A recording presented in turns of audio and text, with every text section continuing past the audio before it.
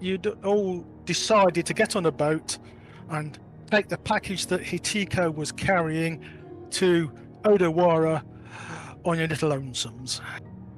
Yep. Oh, yeah, because I missed the last session.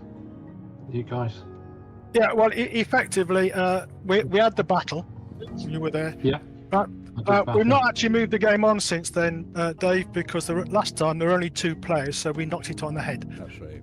We missed a week. Right, okay. So the date is the 13th of Kizaragi, I believe. I think so. Cool. Ashoki Ginzo led the attack on the village. And he'd been told to take the package back to their base. So we were told that the package was 2 swords, the sun and moon, and we were to deliver them to Kamata Yoshi or his apprentice Furukawa Shoko. Correct. In Yodo. In Yodo, yes. I've got some of that bit of the notes, just catching up where I was. Yeah, Kamata Yoshi and Yodo. Yeah. Okay, well, the battle was on the 12th. You stay overnight because you're knackered.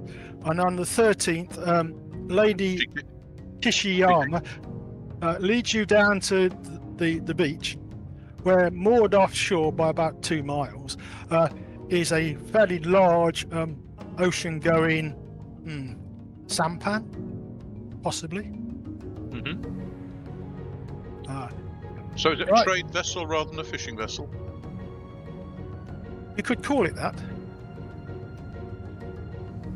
It looks a bit sleek and fast to be a merchantman. I will not inquire further. Yeah, ask no more questions about that, I think. Ask no questions, get told no lie. Exactly. Right, the boat is called the Sea Serpent, and it's a little over 100 feet long by about 10 feet wide. So as you can see, it's a long, thin boat. It's got 3 masts, which is a bit odd, but it's all built for speed, I tell you.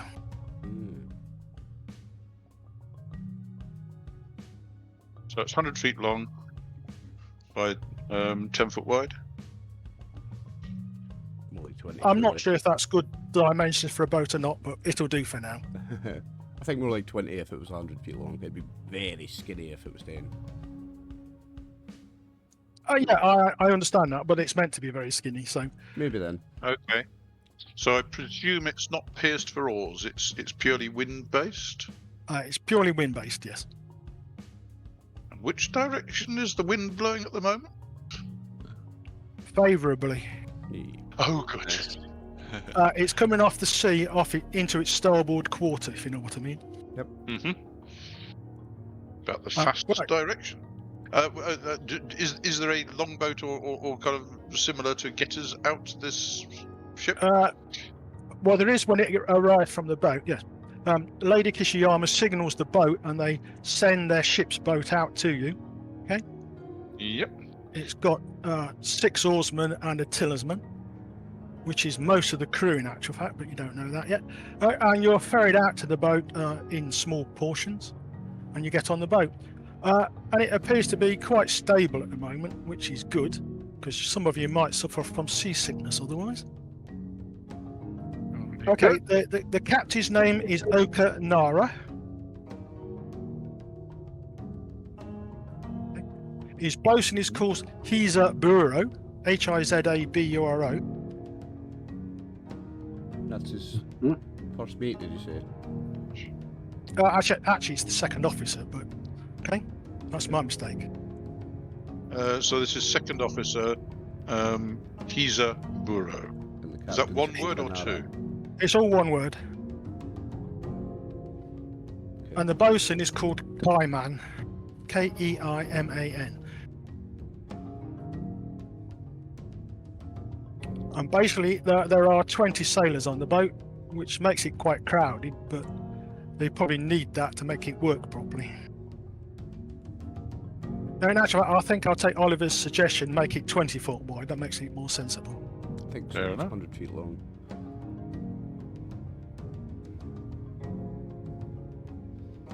I know nothing about boats.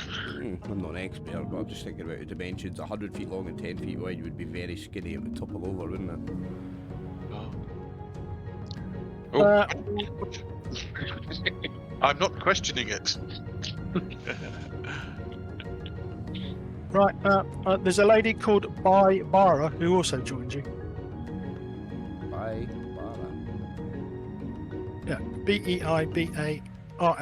She's one of Lady Kishiyama's entourage, as we should call it.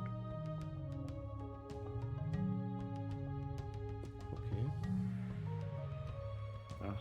Bow politely. Okay, you are shown down into the bowels of the ship, where you are crammed into 2 cabins. It's a bit crowded, but you're not necessarily expecting all to sleep at the same time. However, we can sling hammocks if necessary. And when you ask what a hammock is, they show you what it is, and you think, it's a bit of canvas strung between 2 hooks.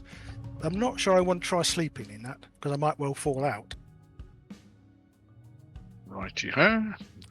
Well, I'm just happy to kind of sleep up against the bullocks or something. Yeah.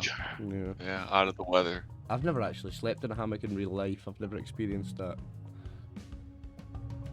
Oh, actually, they're actually quite comfy. You just got to be careful when you get in and out, Yeah, I would especially think so. getting in, because if you're not careful, if you do it wrong, you'll go head over arse, and you end up on the other side of it going Roll out. right over it, yeah.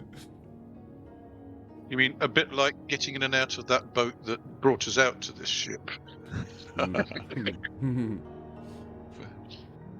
Yes. Okay. I shall. They pull the longboat on board and lash it down.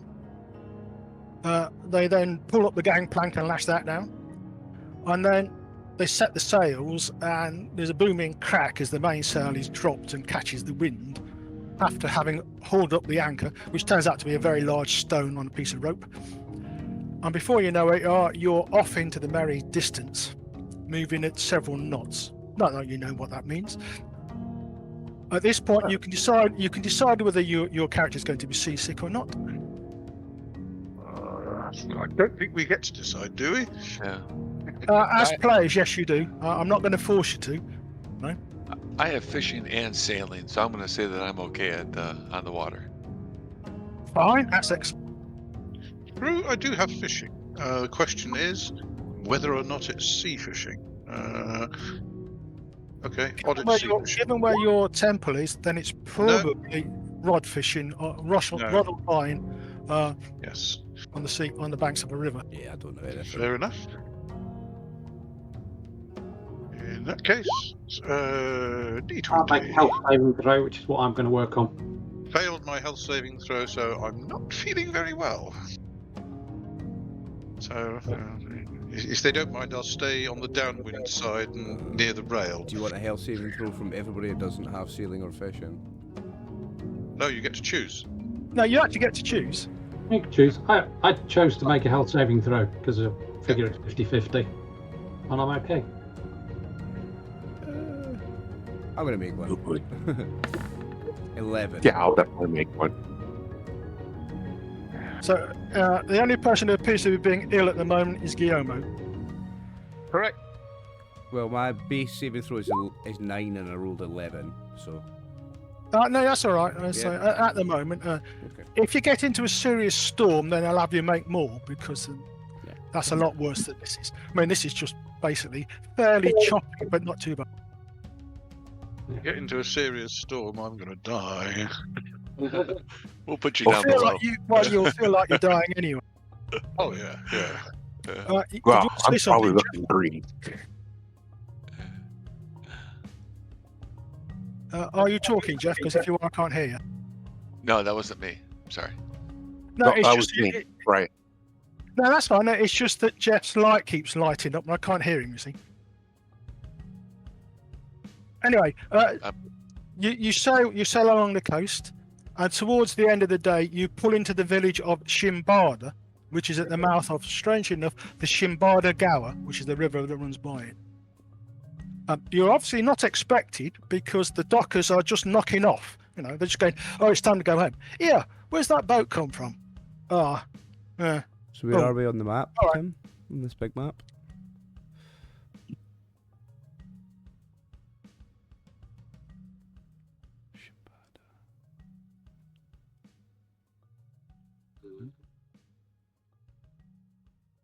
Yeah, okay, we're still here.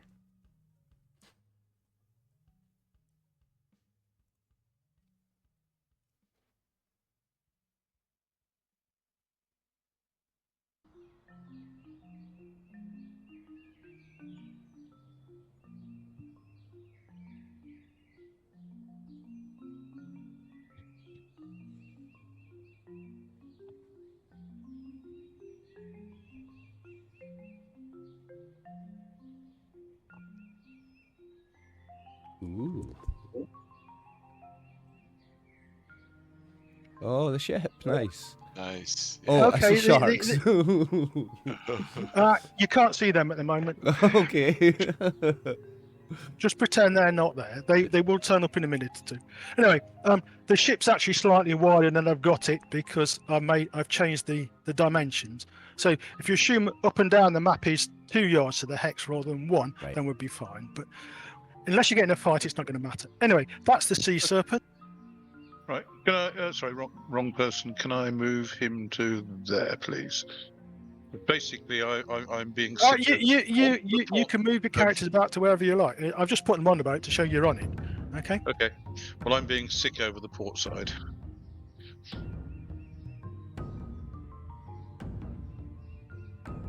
Okay. Yeah, I actually had the boat going the other way. I thought the bow was at the west end of the ship. It's not. It's at the east end.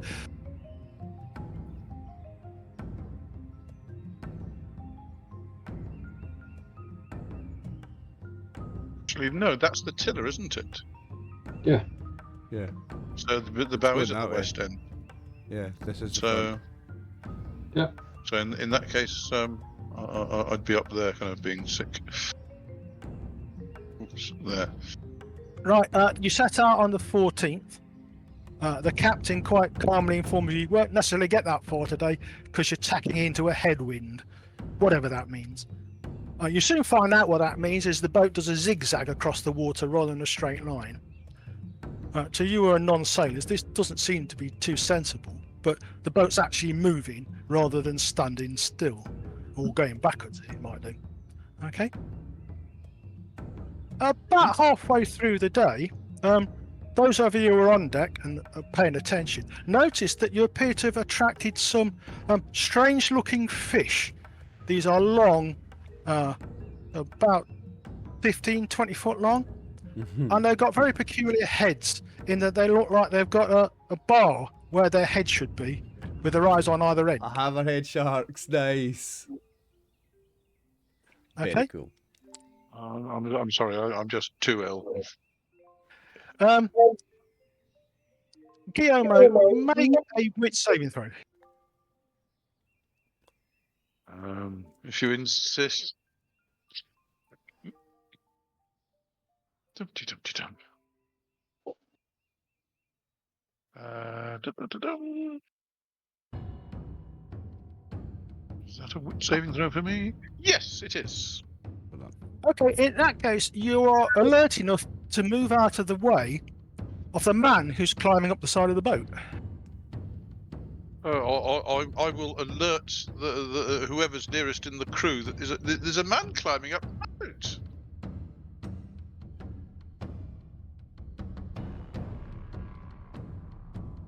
Climbing out of the water. Okay. Oh yes, yes. I step out of the way and kind of tell one of the seamen. When you say there's a man climbing up the boat, do you mean one of the crew members is climbing up the inside of the boat? Or there's a man outside the boat climbing up into it? Right, I there's was a man. looking out over the There's a bulwarks. man climbing up out of the sea and into the boat. Oh. I apologise if I threw up on him. But He says something which sounds something along the lines, "It's all right."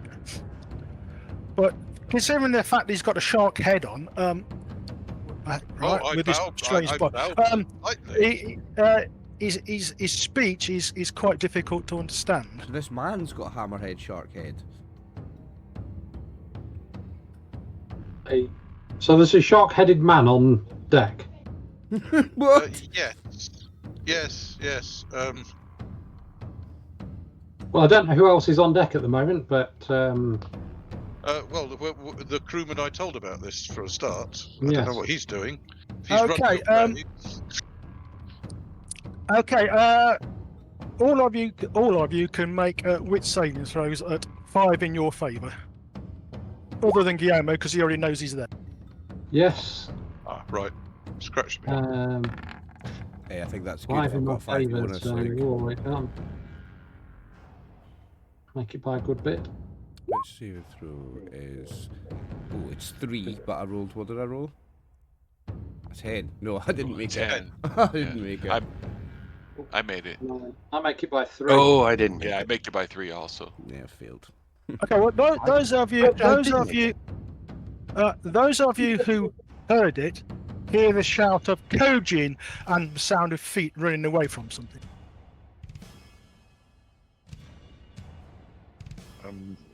Do we know what Kojin is? I'll look that way though. Okay, in that case, you see this shark-headed, this man with a, well, I call it a hammerhead shark head, climbing up out of the water and onto the boat. He's armed with a spear and a sword, and he's looking round. He then well, says something in a language you don't understand. Okay, where are we in terms of the pieces that we see on that screen at the moment, Tim? If this guy's Where's coming Charge charging at brings us in me a to language you. we don't understand, waving a spear and a sword, I'm gonna meet him in battle. I'll put you where you are. He's not waving the spear and that about. He's just armed with it. He doesn't look hostile at the moment. Well, Of course, if you attack him, he will. I'm not going to attack him Really? then, but I'm going to face up to him with my sword ready, just so he knows that if he swings that sword, there's going to be another one swinging back at him. Yeah. Yeah. I'll just stand there holding my weapon if he's just standing holding his weapon. What does the crew of the Sea Serpent appear to be doing? Do they think this is a threat? Or they kind Well, of basically, jumped they're off? looking over the side of the boats to check on how many more of these things are climbing up, Oh. and they don't look very happy. Well, I'll step towards the middle of the vessel here and shout for the captain. And after I shout to the captain, I'll then shout for second officer. Okay, right. Okanara, Hisaburo, Kaiman. Let's see where they are Yeah. and what their reaction is. Well, the three of them, the 2 men and the woman, come out from the cabin at the back of the boat and look a bit surprised when they see that there are actually 7 Kojin standing close to the edge of the boat or about to get on board. So all the sharks you could see have turned into Kojin. Okay. Okay. Okay. The lady says, "Out of my way, please," and she comes forward to just behind whoever the front man. Well, That's Okawa at the front at the moment. Yeah. yeah. And she says, "Greetings, Evik. You are early." He bows politely and he relaxes.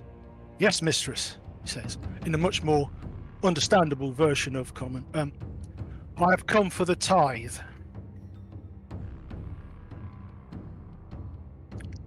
"You are early." "Yes, mistress. Why are you early?" "Fortune, ma'am," he says. "We just happen to be in the air." "I see. Just happened to be in the area." "Yes."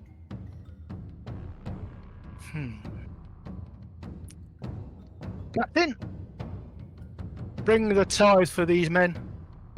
And you think, they're Koji, are they men? What? And anyway, the crew rummage around in the hold, and they come out with what looks like 3 kegs of sake, 2 bottles of plum brandy, and something else, which is a large barrel which smells pretty disgusting in actual fact. So basically, these are the sea gangsters making us pay a toll to go past them, eh? It looks that way, yes. Yeah. And our captain is happy to pay the tithe, so obviously they're used to this. He's not happy, but he's not paying the tithe. The lady is. The merchant is, yeah. Okay. No, she's not a merchant. She's a lady, and Lady Kishigama's retinue. Yeah.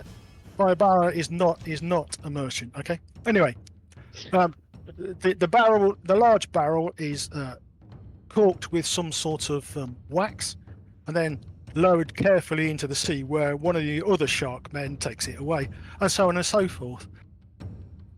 He then bows politely and he says, "This will pay the tithe for you and this crew, and what you carry. However, be warned that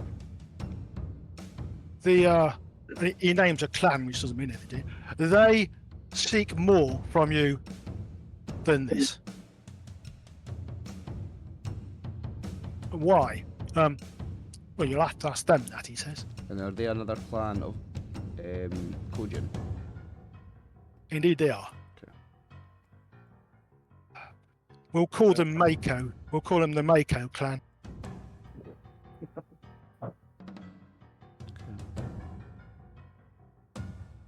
I will bow politely and ask if he happens to know where they happen to be.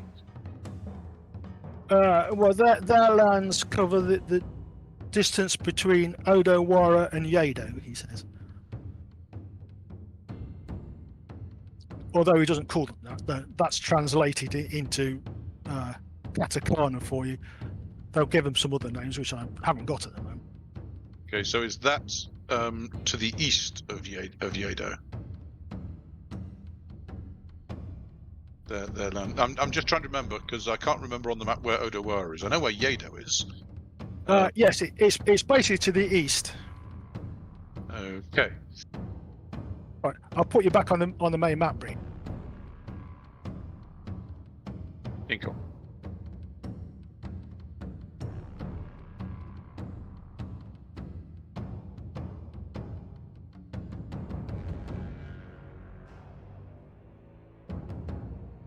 Are any of these... I shall ping where you. Well, Yodo is there, yes. There's Odawara. Oh, so it's... Whoops. right.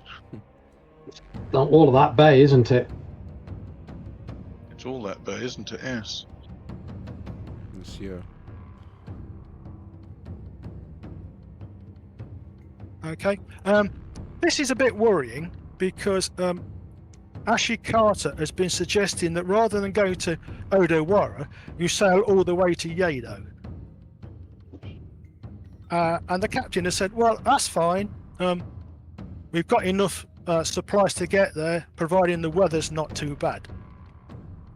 And he looks at Baibara, who says, "Well, if that's where the heroes want to go, then that's where they will go." Whereupon there's a lot of head scratching and that going, "Heroes? Who's the heroes around here? I don't see any." Oh, you Well, don't? Well, all these samurai are, obviously. Thinks Gyomo. Well, I think Gyomo and Hatsu are the heroes here.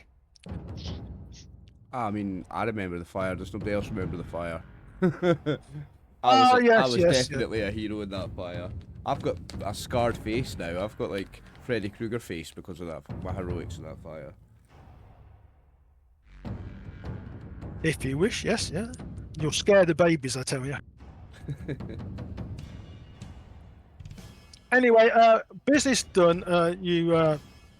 The shark men jump over the side, turn into sharks, and swim off.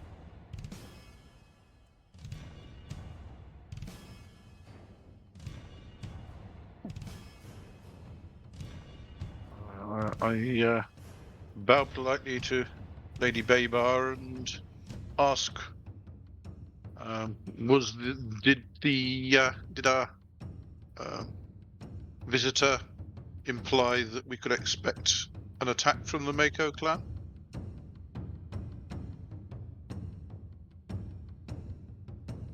I'm not sure it will be an attack, but I am expecting a visitation, yes. I'd rather hope to avoid it. The Mako are slightly less civilized than the Hammerhead, he says, which isn't necessarily very much. Now, as players, Kojin are essentially weresharks. Okay? Okay. Or possibly shark weirs, i.e. sharks who turn into men rather than men who turn into sharks. It's a bit tricky as to which one it is. And basically, So They are lycanthropes. That'll simplify it. I will also inquire as to how touchy the various clans are about their borders. Because if we were to dock in Odawara, would they feel that we were encroaching on their territory? Yes, they certainly would. Basically, they're as touchy as samurai are about their on, she says. Righto. Because I'm probably going to suggest that rather than sailing all the way to Yodo, we stop in the fishing village before Odawara and then go cross-country. Unless Lady Baybara is aware of any land clans that might be seeking passage. That's very nice, Gyomo, but my orders are to take you to Yodo, she says. As instructed by Ashikata-san. I bow politely and thank her for her guidance. You're welcome. Okay, the rest of the day passes peacefully. Oh, good. So it's calm waters. Well, the water's about as calm as it's going to get. Good. I'll stay near the bullocks anyway, just to be on the safe side.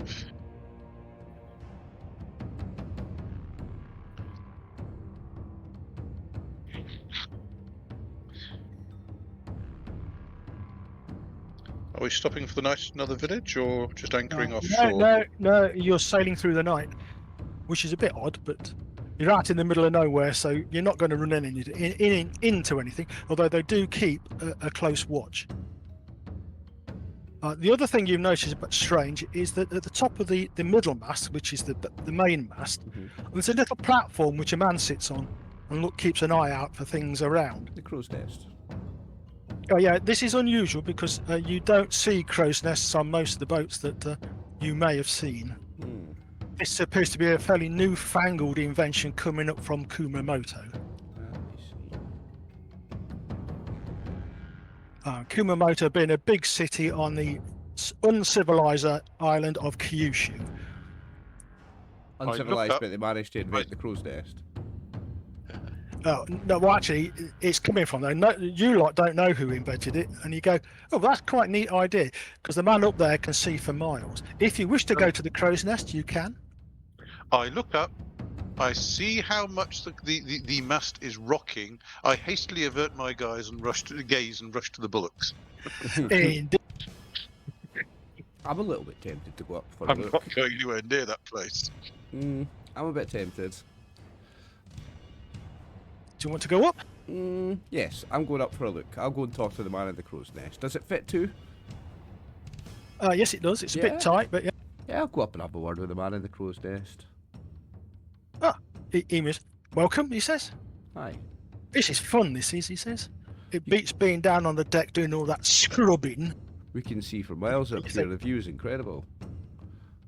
Yes, it is. This must be about the best job on the boat. You must enjoy this. I enjoy it while the weather's like this, he says. It's not so much fun when there's a force 10 blowing, but... oh, yeah, I can imagine.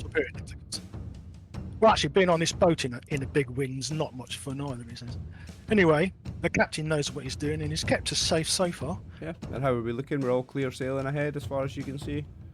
Yeah, then we're all clear all around at the moment. I'm not expecting to see anything. There's nothing out here other than water. But And if something sharks, pops of up, course. you're the man to see it. So it's an important job. Thank you very much. Yes, it is. You keep up the good work. I'm going to go back down. Yep.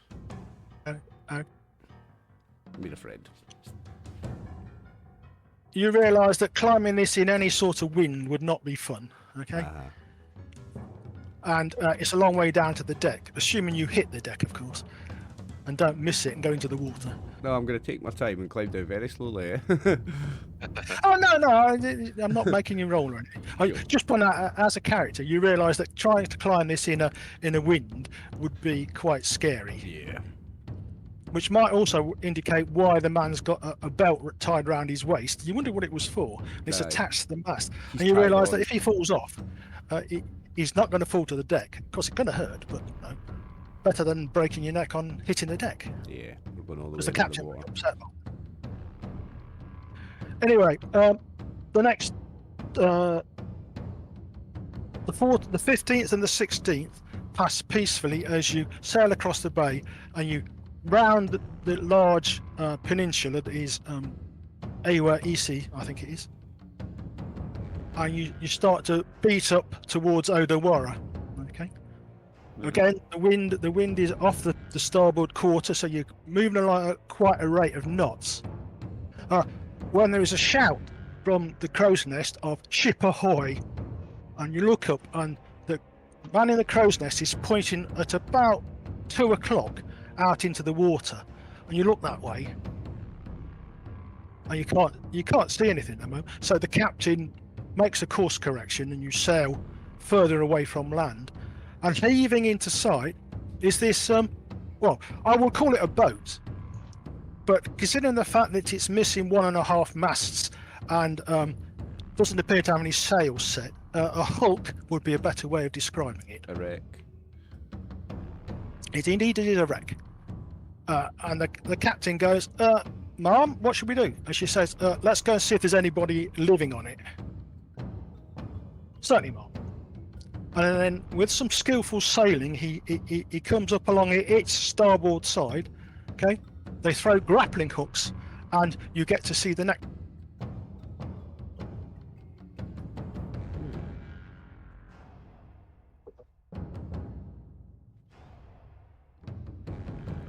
Oh.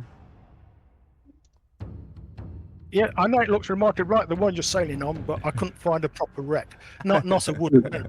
They And as you enjoy get making closer, maps. As you get closer, you notice that there are corpses strewn over the deck and lying over the side. And the captain again looks at the lady in charge, and she said, "No, dock against it. We must check it." Yes, ma'am.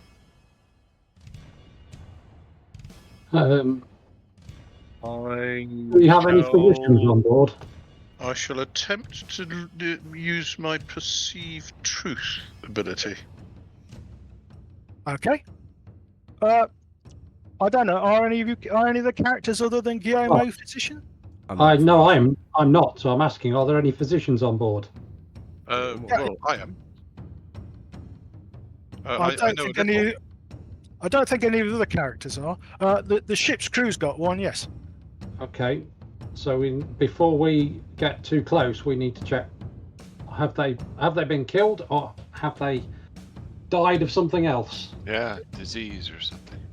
Well, Okay, in that case, anybody wants to look, make a wit saving throw, please. I have successfully cast perceive truth. Ho, ho, ho, oh, ho. look at that one. That rocked off a 19 onto that one as well.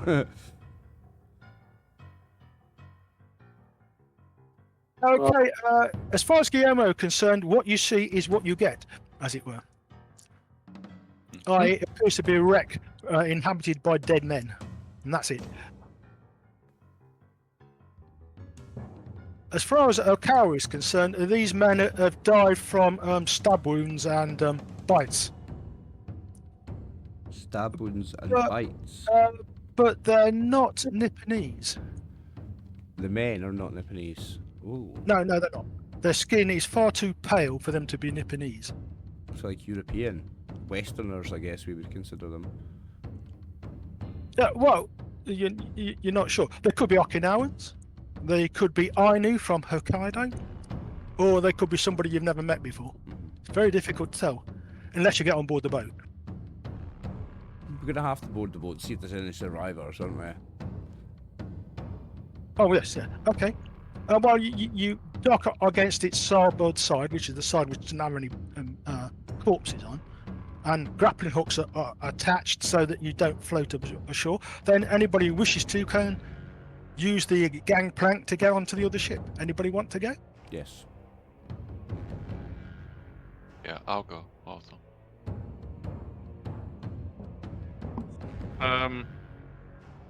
I suppose I'd better go to check and see if there's anybody can be saved. Yeah, if there's any injured, we'll need you.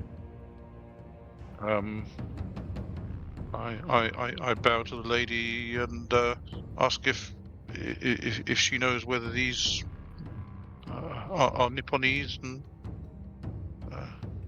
or is she's as lost as I am.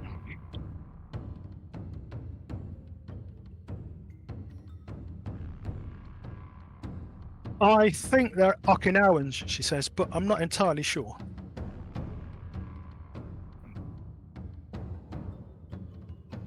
Okay, you get on board. These guys have been dead for several days, which is about the time the last big storm came through. And they have indeed been hit by bite marks, quite big, jagged ones, made by lots of teeth. Like a shark's Several of them have got spear thrusts, which appear to have, done them no favours. Okay. You realise that the boat is actually only afloat because the cargo that is tied down in its hold is keeping it such. What is the cargo? Mainly rice. Well, once that gets sodden, it's going to burst the boat, isn't it? Once that gets wet, it will sink the boat. Well, No, it is already wet. It's just not swollen enough yet to burst the bonds which are keeping it in the hold. Okay. It does. The boat will sink. Well, you think. Okay. I will ask the captain. Well, there's two things. Can we spare the time for me to do the funeral rites for these people? And secondly, given the winds we've had in the last few days, and how can I try and guess how long ago these people died? You can make a D20 roll, sir. Physician roll? A physician roll will do, yeah. Yes, 7 effect numbers. So They've been dead for 4 days. Thereabouts. Right. Given the state of the boat, where would he guess this was 4 days ago with the winds we've had in the last few days? It wouldn't have moved that far without sails, would it? No. So it'd just be whatever the ocean currents are. So I'm just wondering if you can guess where it would have likely met it. The crew would likely have met its fate, and I'm beginning to guess it's probably in the bay.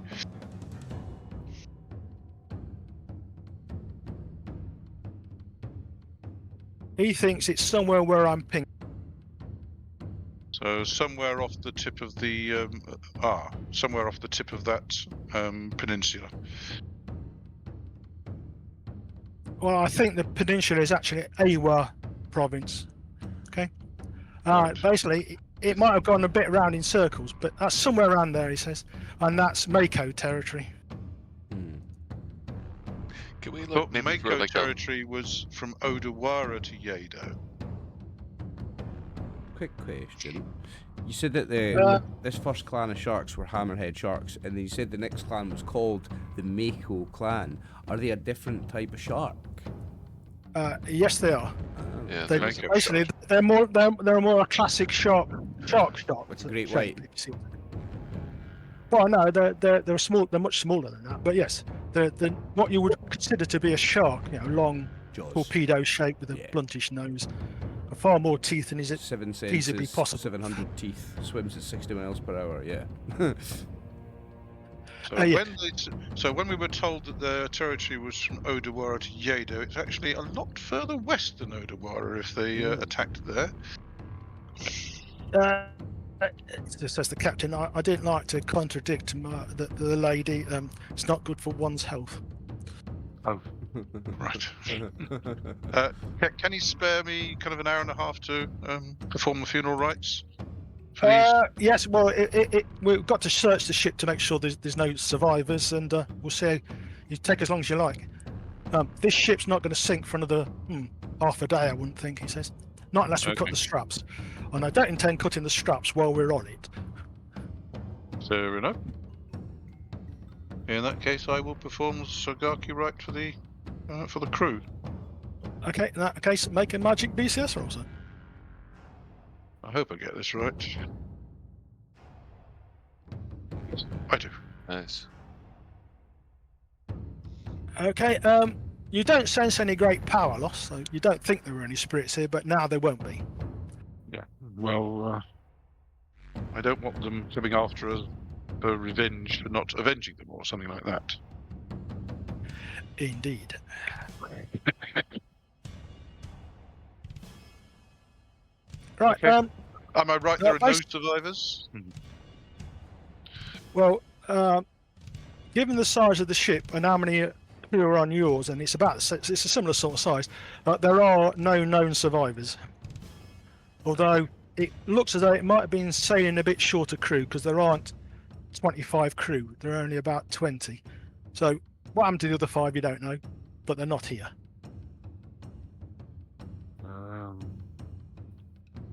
Should have been taken away for food, possibly. As a matter of interest, was it just the crew, the fact that the crew were killed, or was the ship actually is a sign of their quarters being looted? I mean, as far as they can't take that, but their quarters were searched, yes, and all the weapons and anything that might conceivably be one has gone. But there might be other loot if you choose to look for it. Well, I don't have the time. I'm busy, but everybody else is searching. Yeah, we can search. Okay. Yeah, we'll have a look. Can one of you roll percentage dice? I'll go on. 25.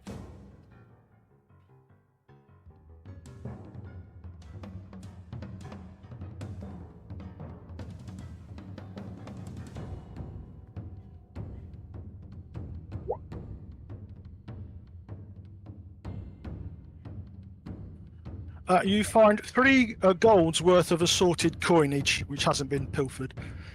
Sorry about that. However, one of the crewmen does come back with a small chest, which he says he found hidden inside a compartment in the captain's cabin. Your captain looks at him.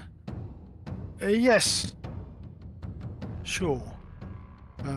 What's in it? I don't know, sir. I haven't opened it yet. Is it locked? Yes. Well, you best open it then. Well, if you'll excuse me, sir.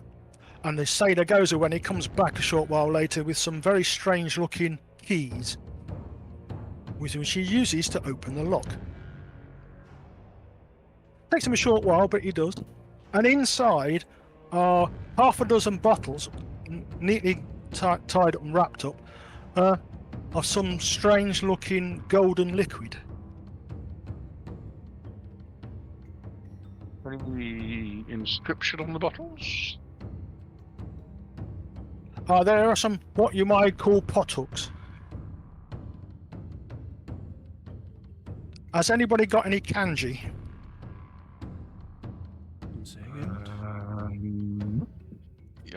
I do. Not much, but... I do. No, I don't. No practical arts. 0. kanji. Oh I no, know it's a quite fine well. art, isn't it? Yeah, no, I've got katakana Yeah, and fine art. hiragana, but I don't have kanji. Kanji is a language. Yeah, I don't have it. Yeah. Okay, those of you who have some kanji can roll dice. Okay. Oh, I actually made it by one effect number. I made it by 3. Okay, between the two of you, it seems to be some form of medicine.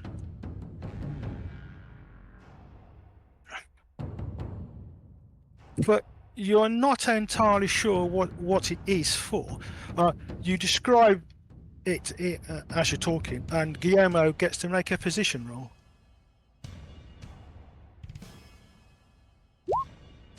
And Gyomo fails his position roll. Okay, well, whatever this is that this medicine is for, you never heard of it. Fair enough. Sorry, you don't recognise what it is at the moment. Okay.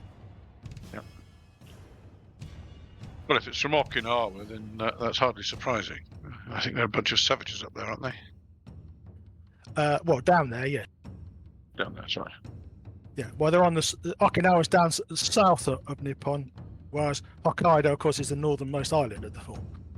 But that's full of barbarians too. Yes. Did we find any like manifest or like captain's log anywhere? Yes, you found that, yeah. Yeah. Okay, and no reference in that about this liquid. The manifest says Okay. he was carrying X tons of rice and some maize or whatever, and stuff Okay. like that. But this stuff, no. Well, does it mention who he was carrying it to? Or where he was carrying it to? He would appear to be carrying it to Yodo. That's where the manifest says they're headed. Okay, is there a name for who it's being delivered to?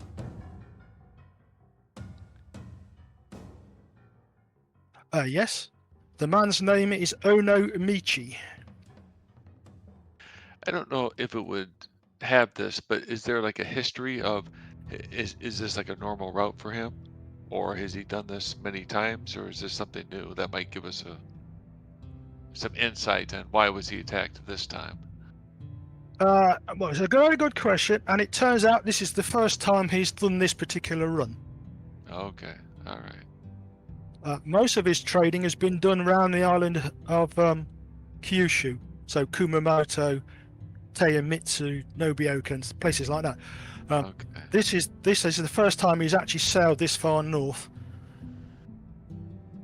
So he might just Which be might explain, unaware of course, these- why he was slightly further out to sea than you would have expected. And also explain why he didn't have whatever it was the Makos wanted in toll. Yeah, for sure. Well, careful examination of what few weapons you do find and bits of wood and that. These guys put up a serious fight. They weren't taken down easily.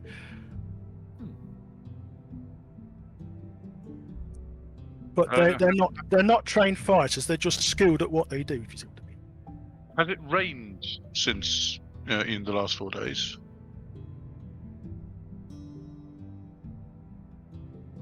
No. Is it? Okay, in that case, having a look at the deck, does it look like they actually injured anybody? In other words, are there kind of traces of blood that are not theirs? Oh, has there been a battle or have they just been slaughtered, you mean? Oh no, from what you guys tell me, they put up a fight. It's just a case of how did they actually cause much in the way of injury to their opponents? Yeah. There is a fair amount of blood that is not human, and Yuko suggests that they put up a very serious fight. And she even sort of goes through how it might have happened. It sounds a bit fanciful in some respects, but it would appear that they were talking, and then the talks broke down, and the captain was slain first, she thinks, and then it all kicked off, of course. And the point is that the Kojin had more men waiting in the water than possibly they realised. Right. So they probably came on board, demanded a payment for travelling. Captain didn't have it. They killed the captain, or captain said, "I'm not going to pay," and so they killed him. And then the rest came on board and killed the rest of them. Imagine Yeah, as soon as that's the a good captain enough got in a way. fight, his whole crew would have attacked, and then the rest of them would have come up. And I will ask Lady Baybara whether we have anything on board that would meet the toll of the Mako clan. I've got I something on think board. that'd be enough, but Captain's sword. we'll have to wait and see. She says. Right.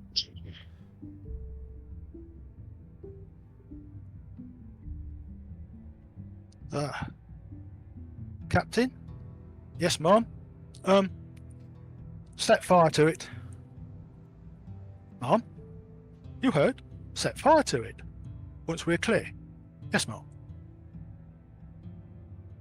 Are we taking off? Okay. We're going to take off the 3 gold worth of coinage in the chest with the potential medicine, I guess. Oh yeah. You recovered that. Yeah.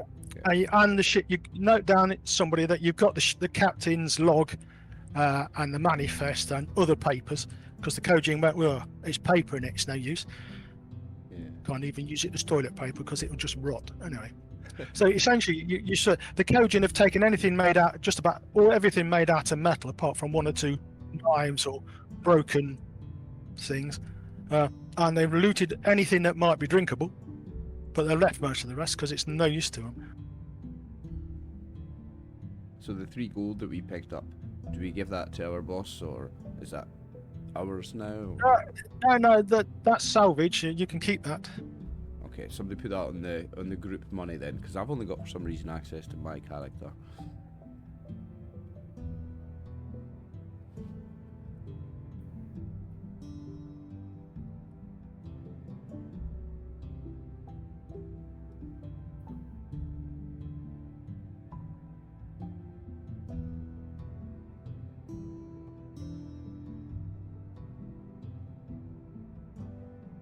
Okay, you spend an hour or so searching the boat and taking off anything that's remotely useful. The grapples are then unhooked and the gangplank's taken back on board, and the last sailor jumps from one to the other as you push the boat away and you slowly widen the gap. Now, how do we set up fire? Is that a burning arrow job? And basically what happens is they spill some oil on the deck, and then they fire some burning arrows, some flame arrows into it, and eventually, of course, the boat catches. Nice. Love that. And it essentially burns and sinks. Before they do that, they tie the rocks around the fallen corpses and throw them into the sea, and they sink. And you will hear the bosun say a prayer to the Lord of the Sea, Umi no Kami, or something like that. Anyway, one of the sea gods, that they find rest and peace, and then you pick up the sail and carry on, going, no, it doesn't look looking good.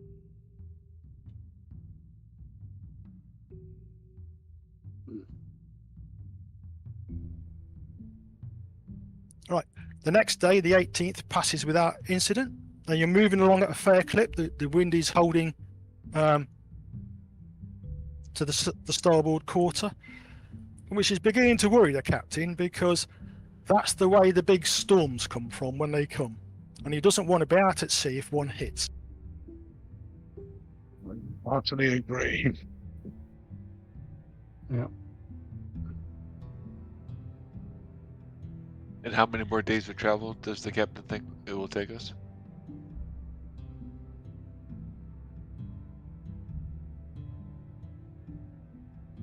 Well, these sort of winds and speeds, about 5 days to Yodo, he says. Okay, thank you. Are we still on the 5th? No, 14th. 18th. Was the 18th? You found the derelict ship on the 17th. Oh, You're that now was on the the 18th. Right, okay. That date seemed to have got all messed up there, Yeah, me too. because I thought we had the headwind and zigzagged on the 14th. We sailed through the night, To the 5th. then found Yeah, and then found the Hulk and the No, rope. He said a couple days in between. I did say you sailed a couple of days without problem. Yeah. But, Yeah, no.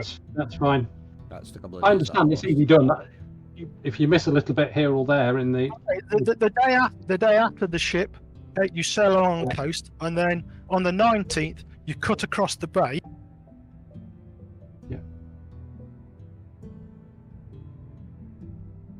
yeah, across there. Yeah.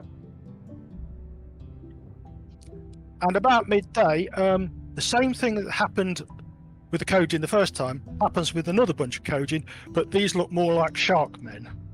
Okay? And 8 of them come on board and quite menacingly demand the tithe that was agreed. Lady Bybriar says, well, could you explain what that is? And they explain that. And the ship can just manage that, but it leaves you very short of liquid rations, shall we say. The other thing you notice is that some of these guys have got scars which look quite fresh. Yes. Hmm.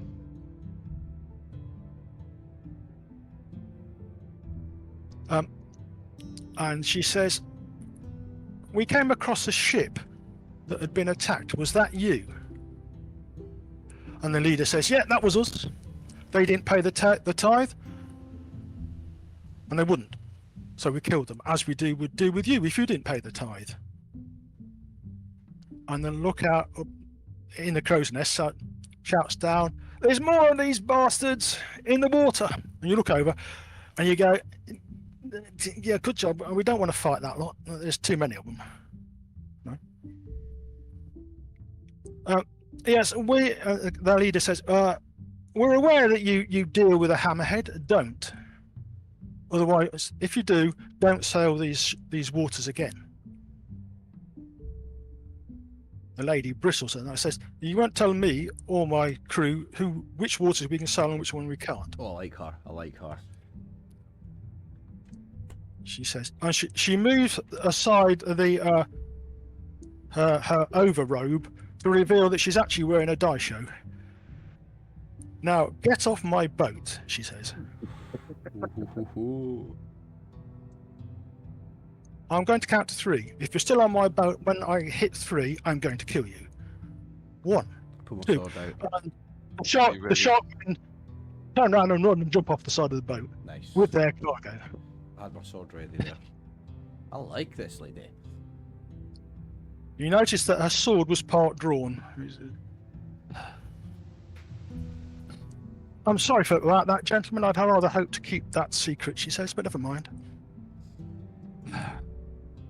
There's something very odd going on there.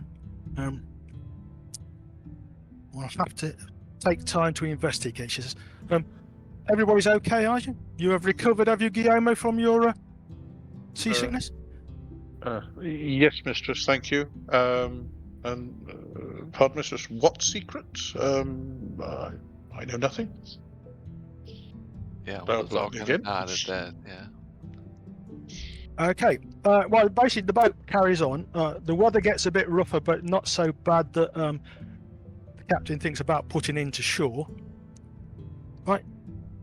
And on the 22nd, you see off the port bow a city that is called Yokohama. You can tell it's Yokohama because of the huge number of shipbuilding points that you can see with partially built ships. Sorry, what was the name of the city? Yokohama. Y-O-K-O. Okay. It's actually where the Imperial Japanese fleet was based. Isn't that still a city in modern Japan, isn't it, Yokohama? It certainly is, and it's still a big port. Yeah. Okay. As you're sailing past it, a small boat comes out with a sail on board, and one of the men on it, throws a rock with a message attached to it. Rose And- rock. Okay. Yeah. Well, we don't want to come aboard, okay? So we throw a rock because it's easier than firing an arrow. We're not going to hurt anybody if we throw a rock at you. Well, we shouldn't do. Hopefully not. Gyomo walks in And front the of it. bamboo message tube has a message in it from the Yokohama Port Authority. and it says, "Do not dock between here and Yodo, as there is a serious plague occurring. Okay. Expect to be interrogated when you reach Yodo as to where you've been and whether you touched port anywhere along this coast. If you did, they will quarantine you for several months, I would think." And it signs some scrawl, which is the harbour master. Shit. Well, it's quite convenient. We're sailing by boat there, says Akishita. Akishita. Otherwise, we'd be caught up in. I don't know. It sounds like one of you's got a play. Right. Late in the afternoon of the 23rd, you sail up the river to the port of Yodo, and your minds all go boggle, boggle, boggle, boggle, boggle, because you can see nothing but buildings. Okay, they rise and they fall, and there's a lot of noise and smell, and this place is enormous. It's a good 20 times the size of Nagoya, which is the biggest city you've come across yet. And you go,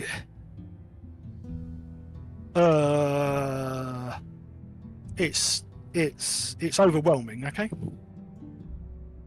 I'm not sure how we're going to find who we're looking for in this place. Right. Massive. As you anchor out in the bay, as it were, you're not allowed into port yet. A boat comes along board, and some guys dressed in black robes come aboard.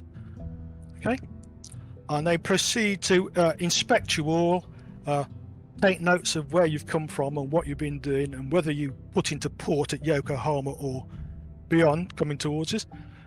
When they are satisfied that you don't, they disembark, giving you permission to dock at a free spot once one becomes available, which one does as the light is beginning to fade, and you're towed by several smaller boats into port and tied up at the dock. Now, when these guys were inspecting us and questioning us and everything, did they do a medical examination of any sort? Like check us for sores and Yes, things? they did. Yeah. No. They did a medical examination. They made you strip, and they made you strip all the way down to absolutely nothing, rather than most doctors will let you eat your Fundocion, and they poddied and proked and Coughed. things like that. Yeah. One of them would have been a woman, so she did the female passengers, right? Which again is a bit odd, because in Japan most people don't worry about that sort of thing. Anyway, late evening, you get to find yourself at inn, which is called the Seaman's Rest, which is a bit of a dodgy pub, but it's one of the closest to you, and it's easier to get a room here than wander around the city going, yeah, all right.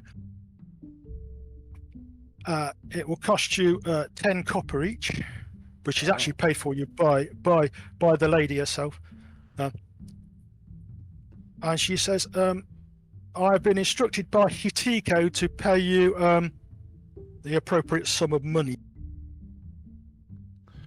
Now, is that the 5 gold that I've got a note for? I've got a note here that says script for 5 gold in miscellaneous items. Oh no, the 5 gold was what you got for fighting the fire in Yoshida. But I've just got a script for it. I've not got actual money still. Is that right? Oh, sorry, no, my mistake. In that case, that's Hitiko's script for the battle. Aye, it says script for 5 gold in my inventory, so that's what that is, yeah. Yeah, that's right. Yeah.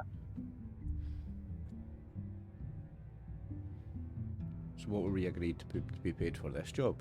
I don't remember. I'm just looking back. I can go grab my notes from over there, like. I think you get 86 silver each. 80. Well, you very kindly let me tag on to the convoy. Now, the 86 silver, would you be able to take that as part gold, yeah? Well, basically, if I remember rightly, he offered you 2 silver a day, was it? Or is it 2 silver a week? Let's have a quick look in the journal. I'll go back to In my there, notes if you isn't it? want.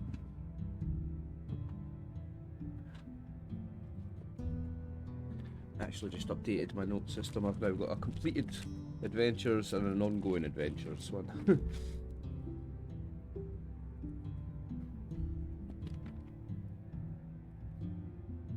Right, Bushido Part 3.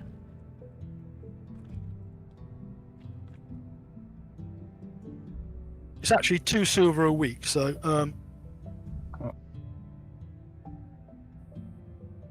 8 silver and 9 copper each then. Okay.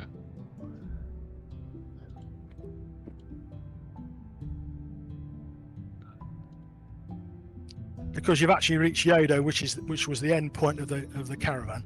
So the lady pays you that amount. Again, some of it will be in script, some of it won't, but she can tell you where to go to get your script changed, which you can do tomorrow morning. Nice, so I can do that with my other script as well here, yeah? Yeah. Perfect. Because it's 5 gold.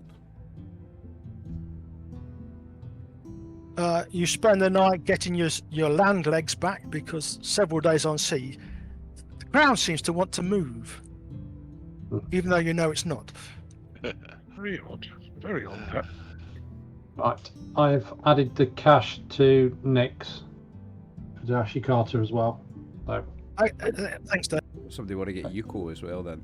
I've only got access to my sheet. yeah, I think you go.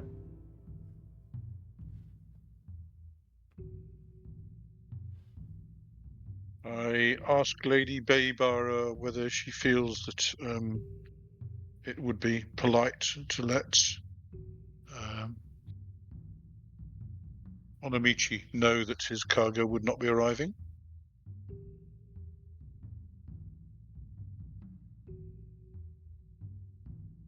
Well, you could always take it to him. What, the rice? Oh, see the rice. Yeah, the Oh shipwreck. no, I think you misunderstood. She says, I don't think the rice was bound for Onomichi. He would have no reason to buy 15, 20 tons of rice, Oh, or ever how much was in the hold, which is not something I've thought about too much. yeah. Sorry, I thought that when we read the No. log, No, the manifest wasn't to Onomichi. That's my mistake. No, the medicine goes to him. The other stuff goes to a merchant whose name I don't have. So can I have a merchant's name, please, Dave? You can, your remote.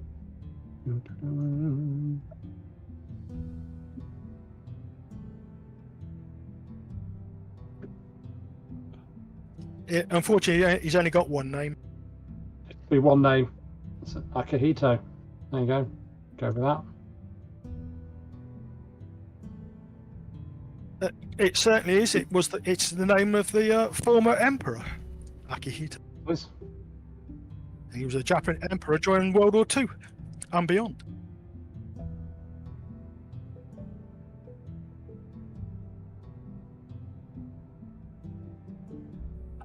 Yes, it could be. Anyway, so it's Akihito you want, or is it Takahito?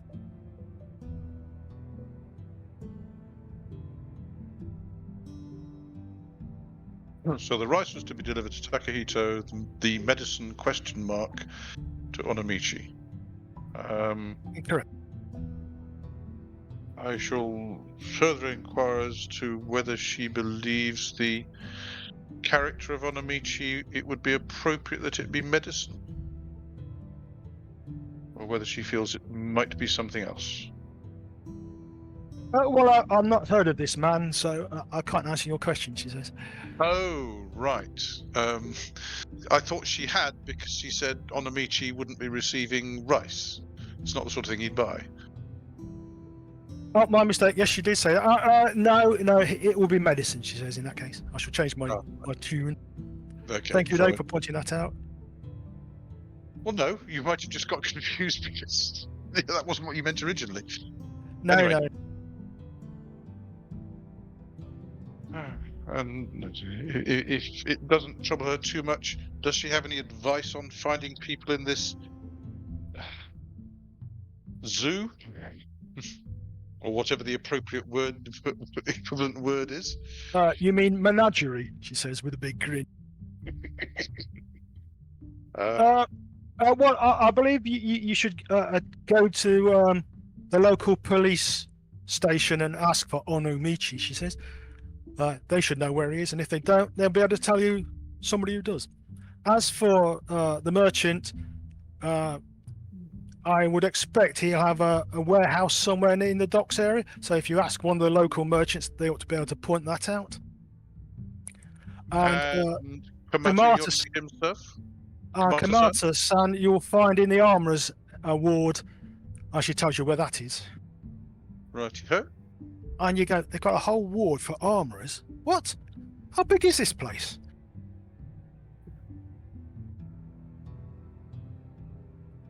Okay, well, as you're having your meal, some men dressed in local police-style armour come in and question the innkeep. Okay? About a man called Hara, Hara, and his 3 companions.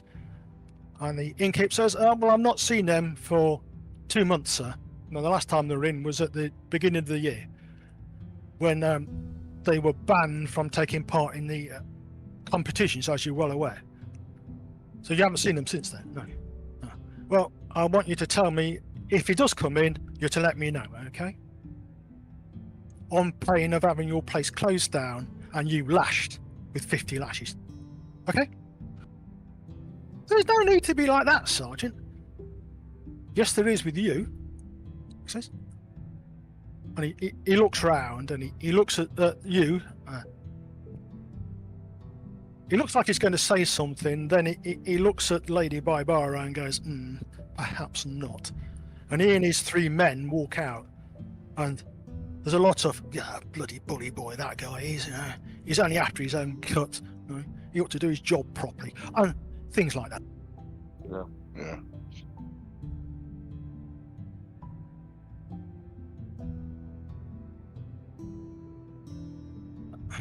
You then bed down for the night. It's a bit rough. It's perhaps not quite as clean and neat and tidy as you might like, but it's better than sleeping in the streets, which you fear some people are going to be doing. Right, in the morning, as you're about to leave, Lady Baibara puts 5 silver on the table and says, "That's for the night's lodgings. You got a problem with that?" Or something slightly more polite, perhaps. And the innkeeper says, "No, milady, no, that is fine." Right. Well, the next time I come down here, you'd better change the bedding, the futons, and clean this place up, she says. I'm not sleeping in a tick-infested flea pit like this again. Yes, milady.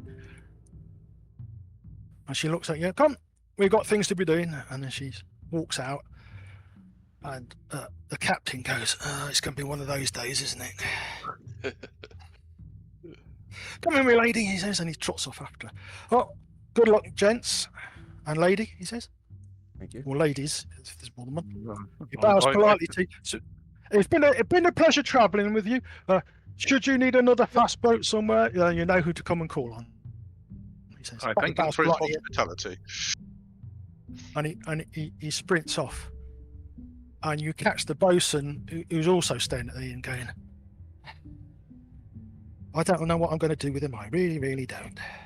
Anyway, he bows politely to you and again, bots off. Okay, where are you going to go first? Nick's character says, "I suggest we go and get rid of this," he says, holding this disguised box he's carrying. Yeah. Yes. I'd suggest politely to the samurai that we find the local police station and get directions to the armourer's ward. Yes. Unless it's signposted. It's not signposted here, it's not, no. Okay, roll a d20 then.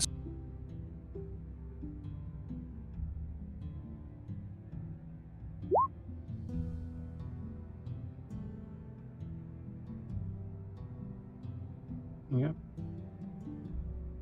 11.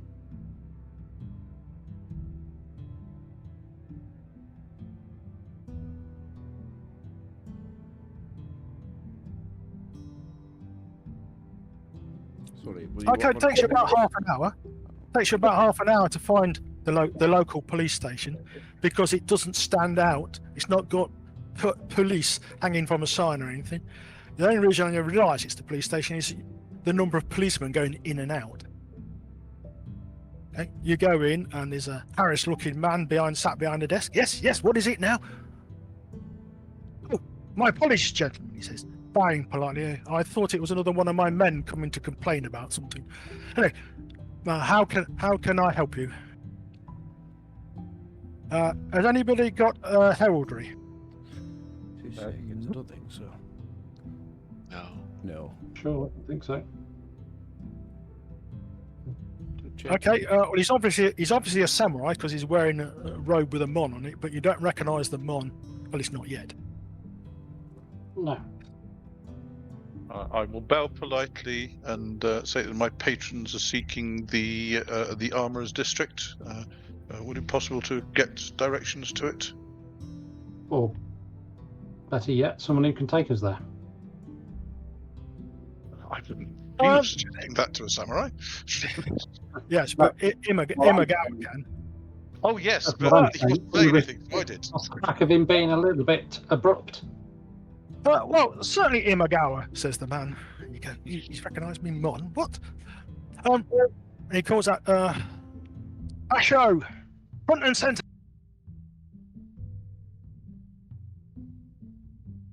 And this very young-looking policeman, if he's 16, he's not much older than that.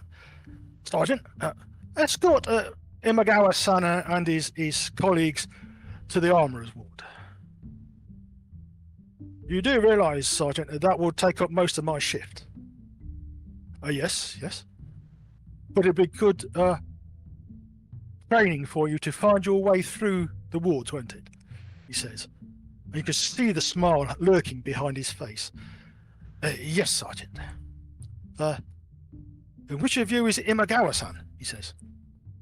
I will look at him. I am. He bows. If you care to follow me then, sir, he says. Certainly. And as I turn, I shall look at the sergeant and I shall put a silver coin on his counter. Thank you for one of your men's time. You're welcome. And then we shall follow. You may have a point of honour. Oh, okay. Thank you.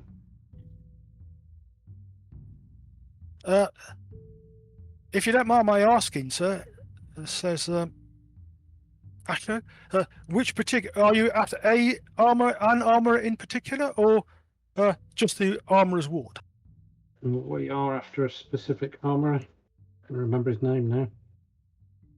I will okay. supply the name. I'm not at my computer, so I can't say what the name is. Yoshi. I think that's the right one, isn't it? The lad's face pales. Kamata-sama. Oh, well, that makes it easy, sir. I know where his shop is. And he proceeds to lead you through parts of Yodo, and you go, how much further? How much further? Are we there yet? Are we there yet? Etc. And after about 3/4 of an hour, which is a long distance, because you have to go all over the places, he's stopped at a couple of points by a checkpoint, but he gets through because he can show that he's a real policeman and not a fake one. Why anybody would want to fake being a policeman, of course, is beyond me. Never mind. And eventually you arrive at this ward, which is full of noise. You've passed through a fairly thick wall to get here, and you can understand why. Because the moment you step out into the square that's just beyond the gateway, your ears are assaulted by a deafening din of hammers and sizzling noises and heat. And the policeman leads you through to roughly the centre, you think, of the ward, where there is this imposing house, come forge, and he bows and says, Kamata-sama's shop, sir. May you have good dealings with him. And then he steps back and lets you, so you can go forward. Okay. We probably don't all need to be No. entering, do we? No, I couldn't wait outside.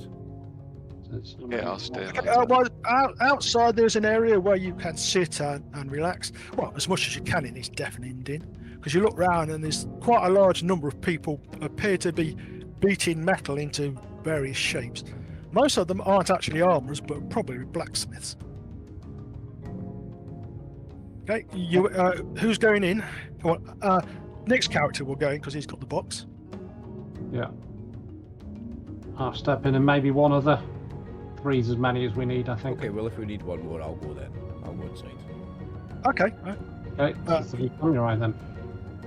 You step forward, and you open the curtain and step into the front room, and you go.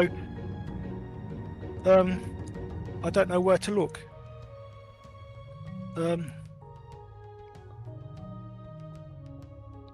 Because there are several suits of armor standing on racks. They look as though they're waiting to be finished. There's a rack in which there are some swords. There are several pole arms leaning up against the wall. And sat cross-legged behind a small table with a pot of tea in front of him is a middle-aged man who's dressed in samurai garb. And he doesn't look as though he's built to be an armourer, if you see what I mean. Because armourers tend to be quite well developed in the torso. Yeah. Massive upper He body looks- strength on an armourer, eh? Huge chest and arms. His eyes go sort of slightly wide. He's perhaps retired and owns the business. And his son's run it or whatever. He said middle-aged. This isn't the armourer. Hmm. Probably not. But we'll We'll inquire with him about Yeah. where our boy is. Right, No, he stands up and bows politely. Just as politely. seeking Kamata-san. Kamata-sama is not currently present, he says. Or his apprentice Furukawa Shogun. He smiles. I am his apprentice, he says. Do your men require sustenance, he says, looking through the door behind you. That would be kind. Okay, he calls out a name.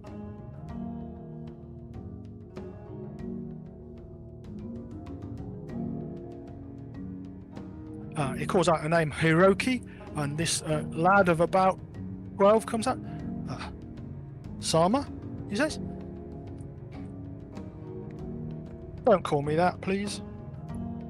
Yes, sir. What can I do for you? Tea, something strong if they want it, food for the people outside. Hey. And he goes out and he comes out to your viewers sat outside, this young lad does, and he asks you what you would like to drink and eat, and then he goes away and he provides it. Going back inside, and how can Yoshi Industries help you, he says, with a smile. Seeking master. Unfortunately, my master, I believe, is in Sendai at the moment, he says. And he's expected to return when?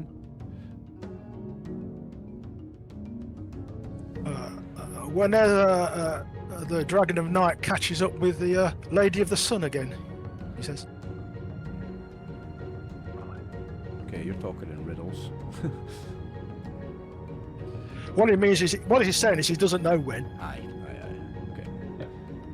And even at the point that he leaves Sendai, he's still a long way to get here. Now, we're not going to leave these very important artifacts with his apprentice, are we? We were told we could deliver them to him or his apprentice his Furukawa Shogun. Oh, we were. Well, right. Okay, that's not a problem then. Yeah. Anyway, what can I do for you? He says. Please be seated. Thank you. Arigato. Gesture towards The young lad comes in and serves you tea, a plate of pickles and some rice, if that's what you want. You notice you don't get alcoholic beverages. Yeah, it's a business meeting. Makes sense. actual gesture to Ashikata. The box.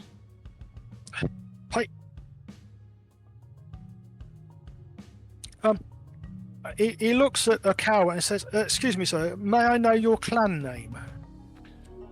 Certainly. My clan name is Nobuhito. Okawa Nobuhito. No, your clan name is Okawa. Nobuhito's the first name. Oh, so Nobuhito is right. Okay, a clan name is Okawa. Apologies. Yes, Okawa Nobuhito. Basically, in Japan, your surname comes first and your given name comes second. So Nobuhito is my given name. Okawa is the family name. Got you. Yes.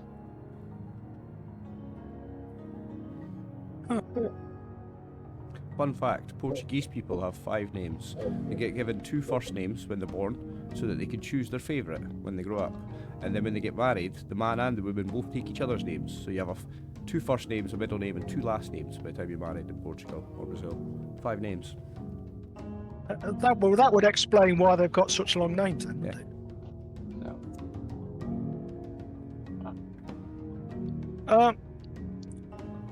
Okawa-san, are you from Gifu? He says, because your 2 friends are. I am from Gifu, haven't I? Oh yes, yeah. We're all from that area. Yes, I am. I hail from Gifu.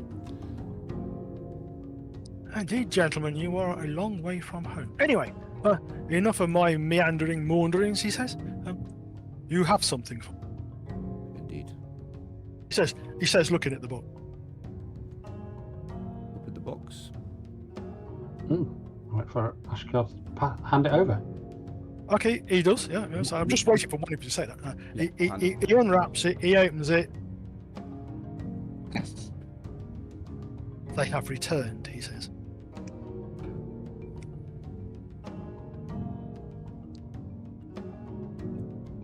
These swords were called the Sun and the Moon, weren't they? Yes. Indeed, also, yes. Also Dawn and Dusk. Dawn and Dusk as well. He bows politely to them.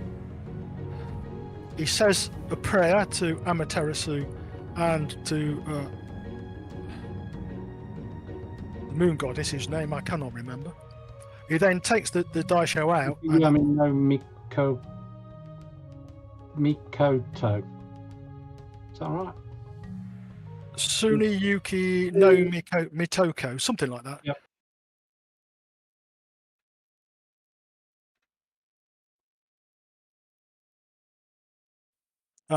He takes them out, puts them on a piece of velvet or high quality cloth. He then pulls them apart slightly, checks them over.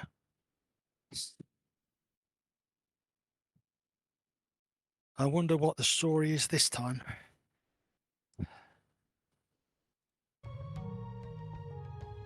You were not given any messages to bring with this?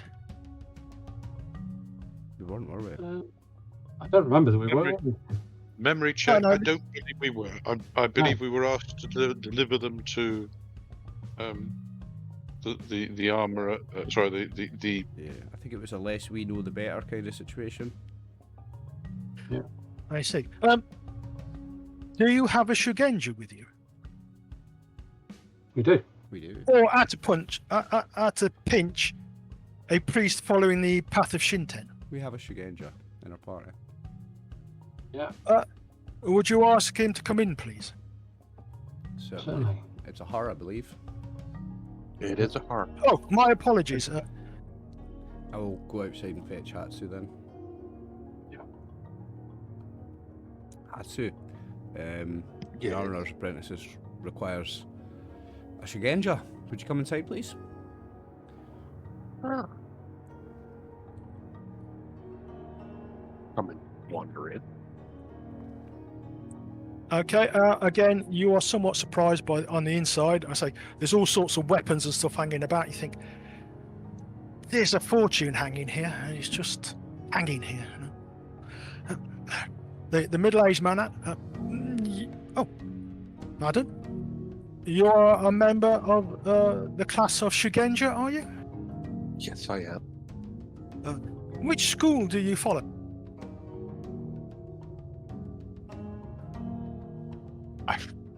Soil, but I forget that. People of the Earth. Yeah, The player knows, but the character knows, but the player forgets. Hey, Exactly. I like throwing cover. So what was it? Soil.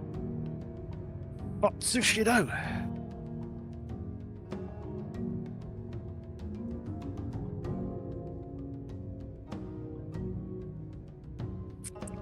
If you'd be good enough to cast your astral senses over these swords, please, and tell me what, if anything, you find. Okay.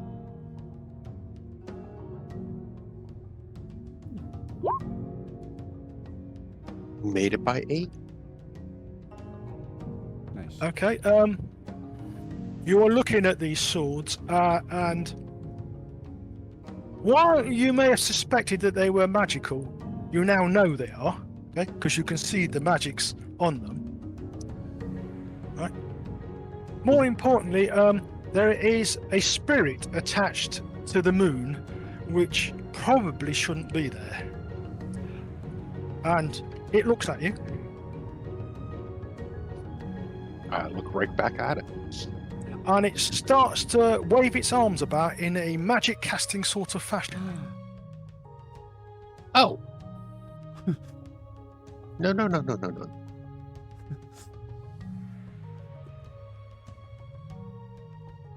So you make negating gestures, do you? Yes. Okay.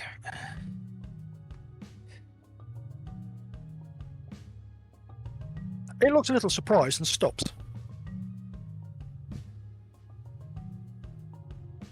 And a voice in your head says, "Who are you? And what are you doing here?" You think he's there? Yeah.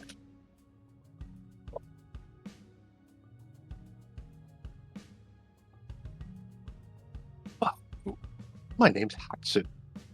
And well, the swords are in. We've returned to the shop it belongs to.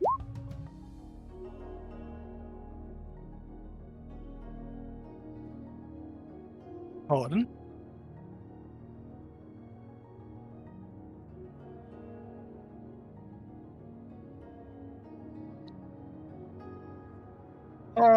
You say I'm connected to a sword? You're connected to a sword.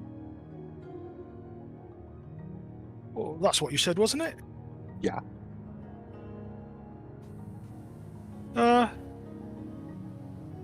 Oh, it can't possibly be right.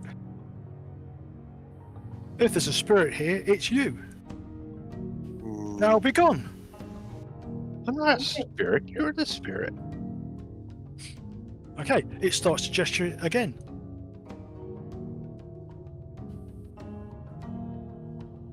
It would appear to be going to perform some form of exorcism on you. Oh. Oh. Trying to excise me. Gonna work. Well, let's find out. Let's shall. This is an interesting development. This is an interesting conversation. Okay. What is your power stat, sir? Fine. Just find it.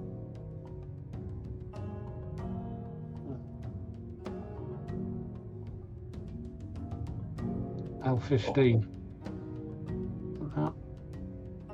No, that's power available. Well, at the moment, that might be the same thing, Yeah, roughly speaking. 53 according to his character sheet at present. You've used a bit because you're in trance, okay? Yeah. From Hatsu's point of view, this wash of violet light sweeps over you, and you are forced back into your body. Make a health saving throw, please. Oh no.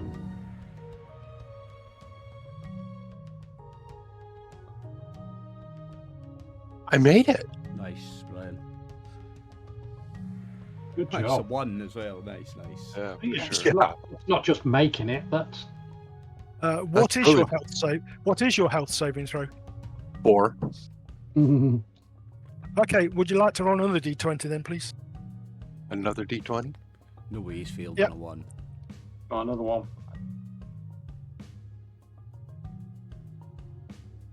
Okay, your one wasn't a critical, so you take 4 points of subdual damage as you are forced back into your body.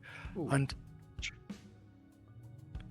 right, the rest of you, Hatsu goes into trance and is there for some short while, and then jerks as if been hit by somebody and collapses to the floor. Doesn't appear injured, but she is stunned at the moment. I'll rush to her aid and pick her up and make sure she's okay.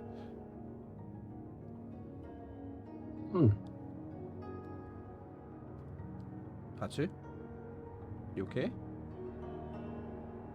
Give me a minute.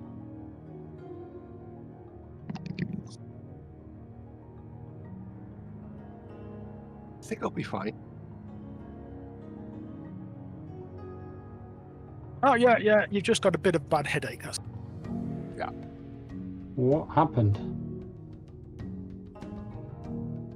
There's a spirit in that sword. And it kicked me out. Okay. Spirit in one of them, or both of them, or? The one who?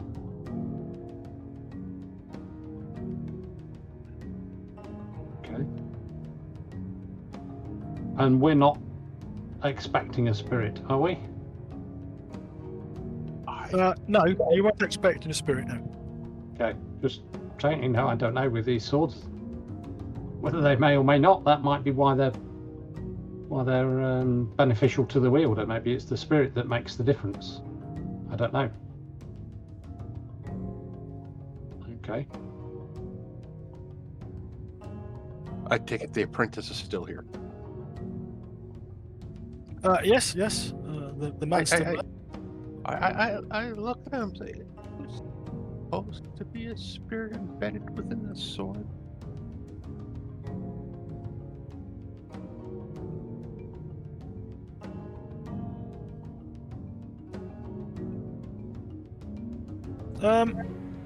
What did it look like? I describe it to him. That shouldn't be there, he says.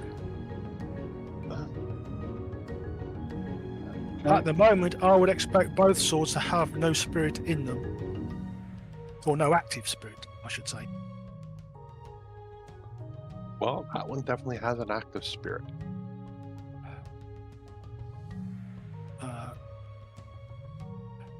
Make a magic roll, please, Brian. Gyomo can make one as well, Dave. After this interaction, can we do a 5-minute comfort break? That would be against my school. No, against your magic BCS. Oh, okay. There is. Nope, failed. Oh. Oh. Okay. Ow. Okay. No, okay. At least you rolled it at the right moment. The temperature inside the armory drops quite noticeably, and this figure appears standing behind Hatsu, looking around. It's some form of ghost because it's got no feet. Ah, that's where you've gone, it says. Where am I? Where are you lot?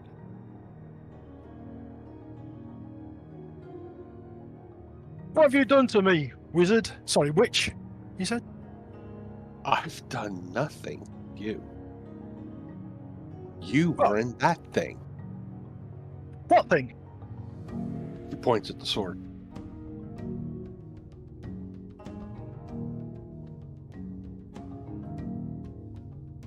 Now I know you're a joker, he says. I can't fit in that.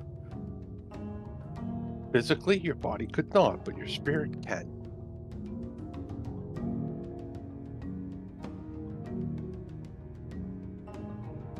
You're a ghost. Well, I would beg to differ. I'm not a ghost, he says. I may be travelling the astral plane, but I'm not a ghost. Well, I shall have to go away and think about this.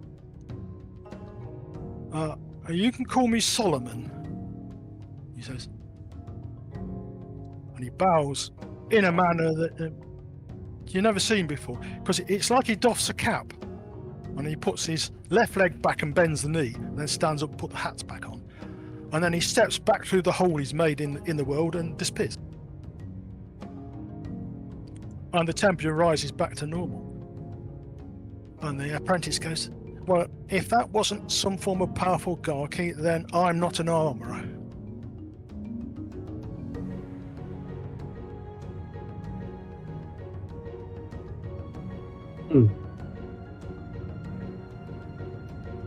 Well, my apologies, lady and gentlemen, for that, he says. That sort of thing doesn't normally happen around here. Anyway, you have indeed brought back the items that were supposed to be delivered.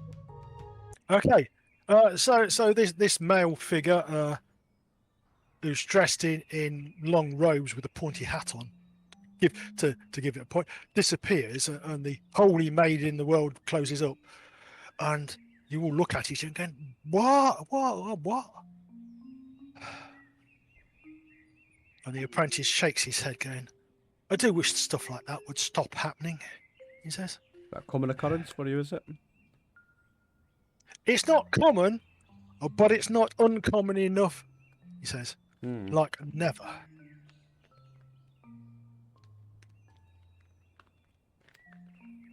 He looks at Hatsu. Are you all right? Bit of a headache, but I'm fine. Well, I'm sorry about that. I wasn't expecting that, he says. I mean, most spirits are just that. They're nothing that can't be dealt with. I'm not quite sure what that was. Even though he looked like a spirit, I'm not entirely sure he was. I will have to go to the temple, to the shrine, and pray on this, he says. Maybe the Kami can give me a hint as to what's going on. Should I find that out, I will let you know. Which inn are you staying at, by the way? Assuming you're staying at an inn, that is.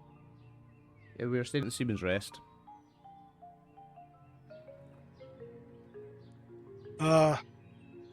Okay. You might want to try and find a better inn than that, is it?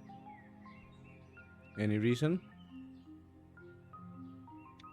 Put it this way, the owner has an unsavoury reputation. He deals with Yakuza. Oh. Well, I see. it wasn't necessarily designed to be long-term as much as what we could get easily last night. We're not planning on staying Oh, for a okay, long time.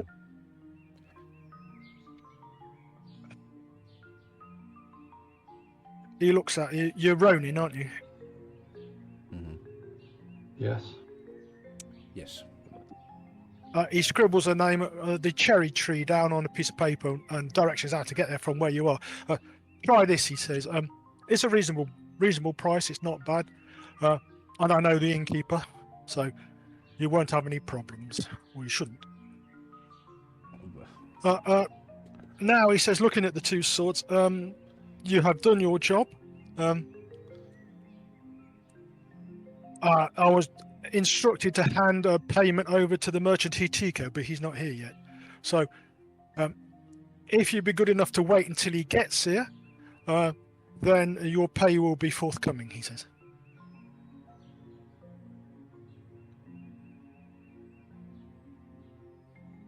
Okay, now we'll need to decide where we're going to stay then, because this guy's going to have to come and find us when the merchant comes back. So should we check out the Cherry Tree Inn? Although our unsavoury landlord inn has been paid for, might not be wise to stay there if we're Ronin and this guy's unsavoury. We don't want to be in that kind of company, do we? No. No, not a good idea. I think we should maybe check out the Cherry Tree Inn. Yeah, Cherry Tree would be fine by me. And we could drop this guy's name because it's a friend of his. Might get a better room or whatever. Be round at the bar.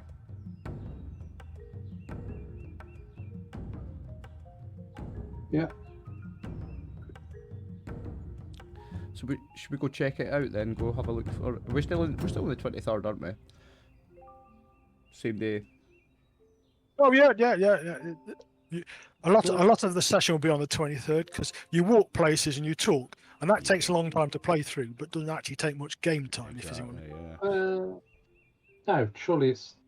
We arrived late on the 23rd, finally getting into Yodo. Sorry, my mistake is the 24th. 24th. It's the 24th today, yeah. But there's still lots of the 24th left. Because we had about half an hour to find the police station, 3/4 of an hour to come here. I was just late morning, eh? Half an hour or so. It's only like Not even a lunchtime. couple of hours into the day. You could check out the Cherry Tree Inn for lunch then. Sounds like a good idea. Yeah. Should we eat, gents and ladies? Yeah. Okay, you come out and those outside stand up. They've been well treated. They've watched people come and go, and the place is busy. Not just Kamata's workshop, but the whole area appears busy. But you are glad to get through the gate and into somewhere that's not quite as noisy, although it's still quite noisy because of things. Well, I inquire as to did everything go okay? Was Kamata stand there? Yes, we had an unusual visit from the spirit linked to the sword, which shouldn't have been there, but it's I'm not departed. surprised. It turns out that Kamata-san wasn't there. No, he's in Sendai, which is, as far as you're aware, is way up north in Mutsu province. No. Probably about as far as you've come, in actual fact. Imagawa then leads you with some directions he got on a piece of paper to this large inn. Okay, it's not posh, but it's upmarket from where you were. You go in, the servant comes to greet you, and you say, "We'd like to take rooms," and we were told to come here by, and you give the apprentice's name, who I still can't remember. As she bows, he says, "Certainly. How many rooms would you like?" Well, question. On the way to the inn, do we pass any temples?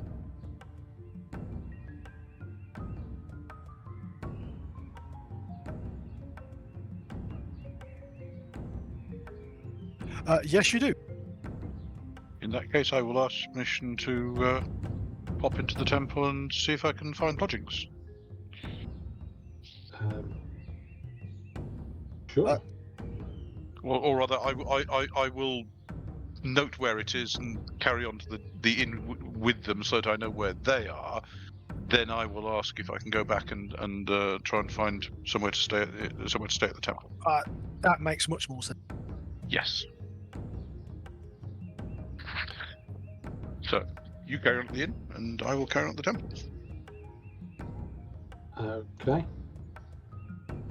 If that's your preference. And the apprentice is Furukawa.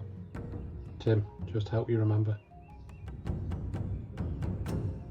Thanks. I know it began with an F, but I couldn't remember. Furukawa. I'll write that down as well. Furukawa Shogo.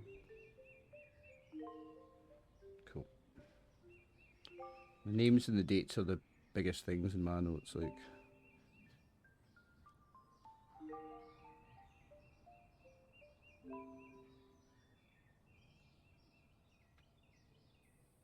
Roll a D13, Nate. A D13? Sorry, D11. Mr. Waring, that is. Oh, right. D11. All right. Well, if I roll a d12, ignore 12. No, you can roll a d11 if you use the type thing. Yeah. No, it's just. Well, no, I just rather ignore the 12 and roll a 7.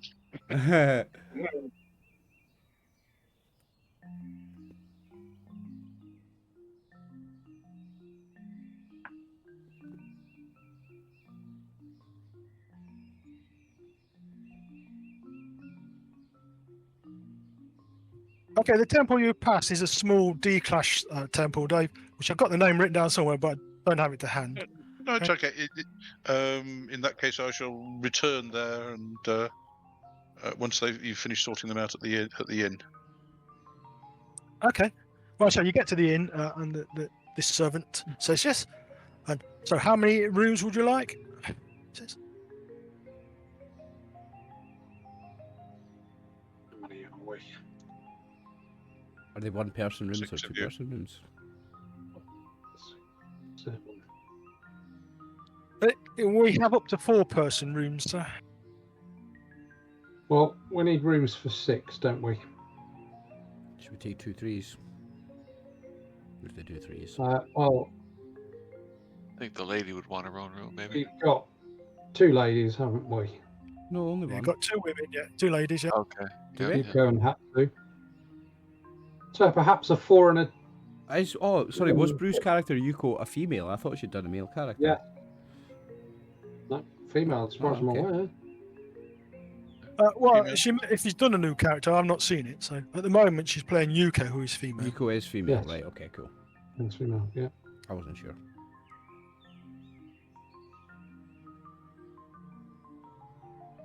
Certainly. Now, So, are all of you Ronin? no, Not all of No. us. 3 of us are Ronin. Yeah. And 3 of us aren't.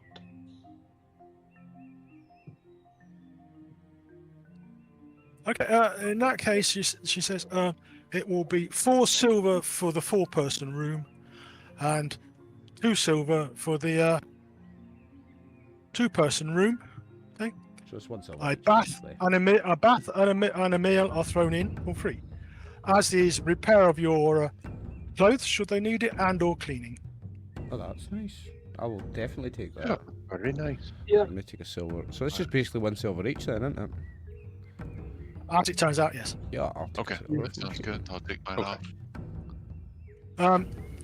May I ask if any of you have diets that are restricted in any way? No? No. Nope. I'm on a seafood Okay. diet. A seafood and eat it. No, it's just that we have had people here who say they don't want to eat this bit of something or that bit of something. Okay. Dinner will be served. Lunch will be served in about half an hour. People in the eating area over there, and you're looking in this quite a nice posh sort of place with tables for 6. They're not all not all have 6 people at them, but there's quite a number, and they appear to be tucking into quite substantial helpings of mainly rice, of course, but quite a lot of fish and vegetables and pickles and stuff like that. I love pickles.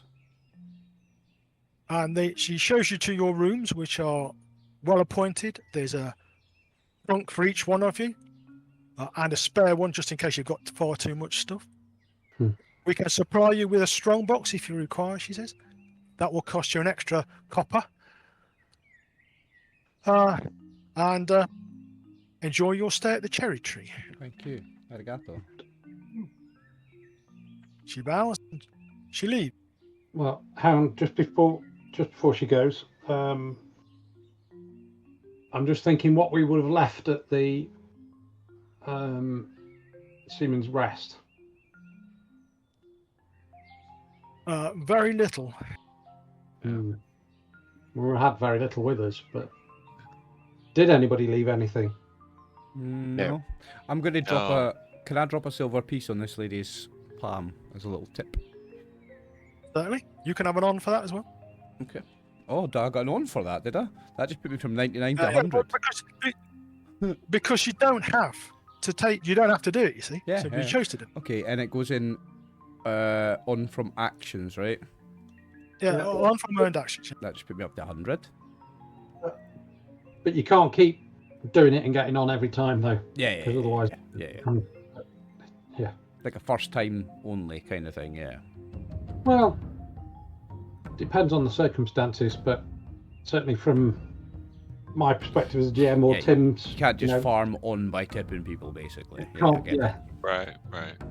Makes But sense. at the time You go, can yeah, you that's can all. try, but you may end up finding there's a negative in front of the number. I tell you. Well, that might be the other thing. Yeah. I mean, the Yes. fact there was I was just doing it to be nice. I wasn't fishing for the on, so Mhm. so I got it. If I'd been Yeah, doing it that's just right. for the on, the GM would recognise that and not give it. Yeah. That's correct.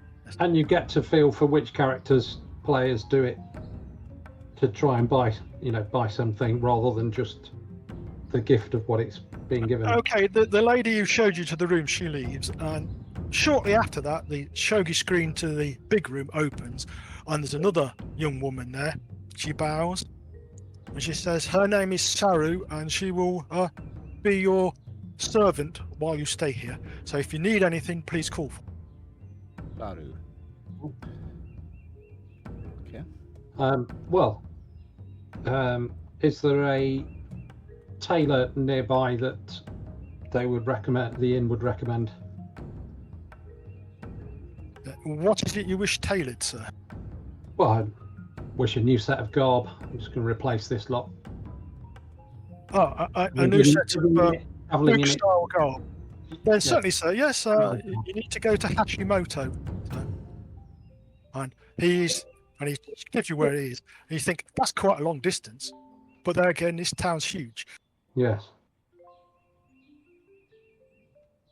Right, I should bear that in mind for the moment, but we'll have food first. Right, you get brushed and washed up, and you go to the dining room. You sit at your table. A servant comes up and takes your order, but gives you this strange card with lots of dishes on it. And you go, "What? Oh, the menu, sir. This is what we can offer you." And you look at it and go, "Yeah, what? Some of this stuff I've never heard of."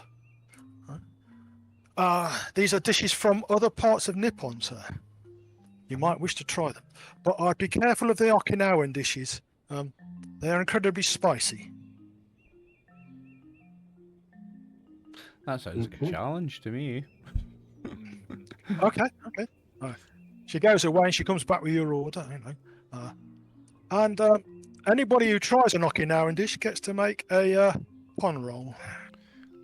I'll do it. So- I'll roll for a A call. I'll health try roll. the spicy food. I'll try too. Go on, then. Ah, Oh no. God. I have explosive diarrhea. I go pure white sweat all over the place. Oh no. Oh. I pass. Right. I've- Kyoto Right, manages it. It's hot and spicy, and you think, "God, wouldn't have to eat this all the time." Okawa cannot finish the food. He gets some way through it, eats some flavor, and then it just becomes too much, and you have to give up. Spends the rest of the evening back and forward to the bathroom. Indeed, Oh. Uh, I will not deduct you any on for that. Thank you. Not this time, anyway. No, he faced a challenge and Failed. he struggled, but doesn't mean you lose out. Yeah, I took on He the took on challenge. something No, that he didn't. No, the first time, fine. If he does it the second time, then he should know better. Well, that's different. Anyway, there are a number of people who are eating the inn who shake their head more in sympathy than pity at the effect. And you notice that most of these people are not eating this stuff, but there are a couple who appear to be eating it, and they're not having any problems. And you go, wow. And it would appear that these two gentlemen come in here at least once a week and eat this stuff, and they appear to have built up a tolerance to it. They don't appear to be Okinawan people. They are locals. They just like the They are food. actually locals, yes. Yeah, okay. All right. Gyomo makes his way back to the temple he found, and they will give you a room for free. Yes, not a problem, sir. We don't have many visitors. Okay. I will offer them my services while I'm here. If they need any assistance with teaching or medical help or whatever. You are a physician, sir. Yes. Well, it shows you this recipe. It says, "Can you make this?" I have a look at it and see. Is it in katakana? Yes, it is. Good. Well, we supply katakana scrolls because most people can read that. Yes. In that case, I will have a look at it and see if I think I can make it. Okay, roll a physician roll then.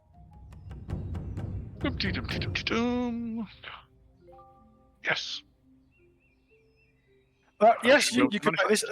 It's not quite the same as the one that you would make, but it's to combat a plague called the chills, right? And this affects your mental. This affects your mental health.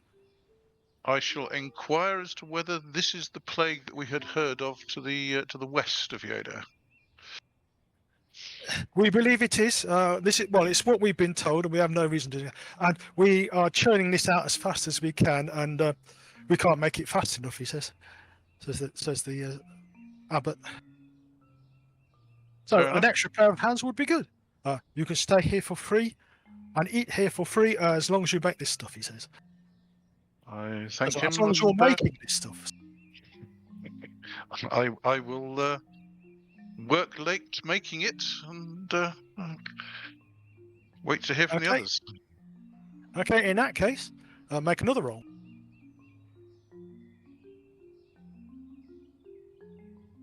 That's a successful physician roll. By physician by 1. okay, you managed to make 3 doses of it in the time you've got.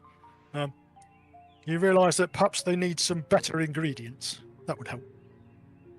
Okay, I will inquire as to the source of their ingredients and see if there's any way to improve them. Well, these were provided by Lord Oba, it says. Now, Oba is the chief clan, and the Lord Oba would be the ruler of Yodo, and the daimyo of the rice bowl you're in, the Musashi province. Mm-hmm. Oh, I see. We should be getting some more shortly. We will inquire if we can have slightly better, or perhaps more. Well, thank you for that, he says. You can also have a point of honour. Oh, thank you. Excellent, Dave. And before I bed down for the night, I shall return to the Cherry Tree Inn and ask if I can leave a message for or if my compatriots are there, I will tell them what time do you get there, and what time is the others staying up to? I don't know. What time can I work till? All right, you can work until you want to go to bed, basically. Okay. I will inquire if this Yodo place, if they lock it down at any particular time, i.e. curfew type thing. Not currently, no. We're not under curfew at the moment, says the abbot. Rightio. In that case, is sunset an appropriate time? I'm not that up on Japanese working sunset hours. would be good. Yes, sunset's good. In that case, I'll work till sunset, then return to the inn and leave a message for the others if they're not actually downstairs at that time. As it's a nice place, I think I might be up just having a little drink. A couple of sakes. Yes. Yeah. It's a In nice that place. case, We're stopping. Okay, knock off some silver for the sake. After all the travel we've done, I'll Was happily sit and Was it to buy a relax nice? for a bit. What is it to buy a night's drink and sake for the team? I'll buy that. Well, just knock off what you think is reasonable. Well, how much does sake cost? 1 silver for 2 cups, or whatever a keg costs. What's a keg? I'll buy a keg.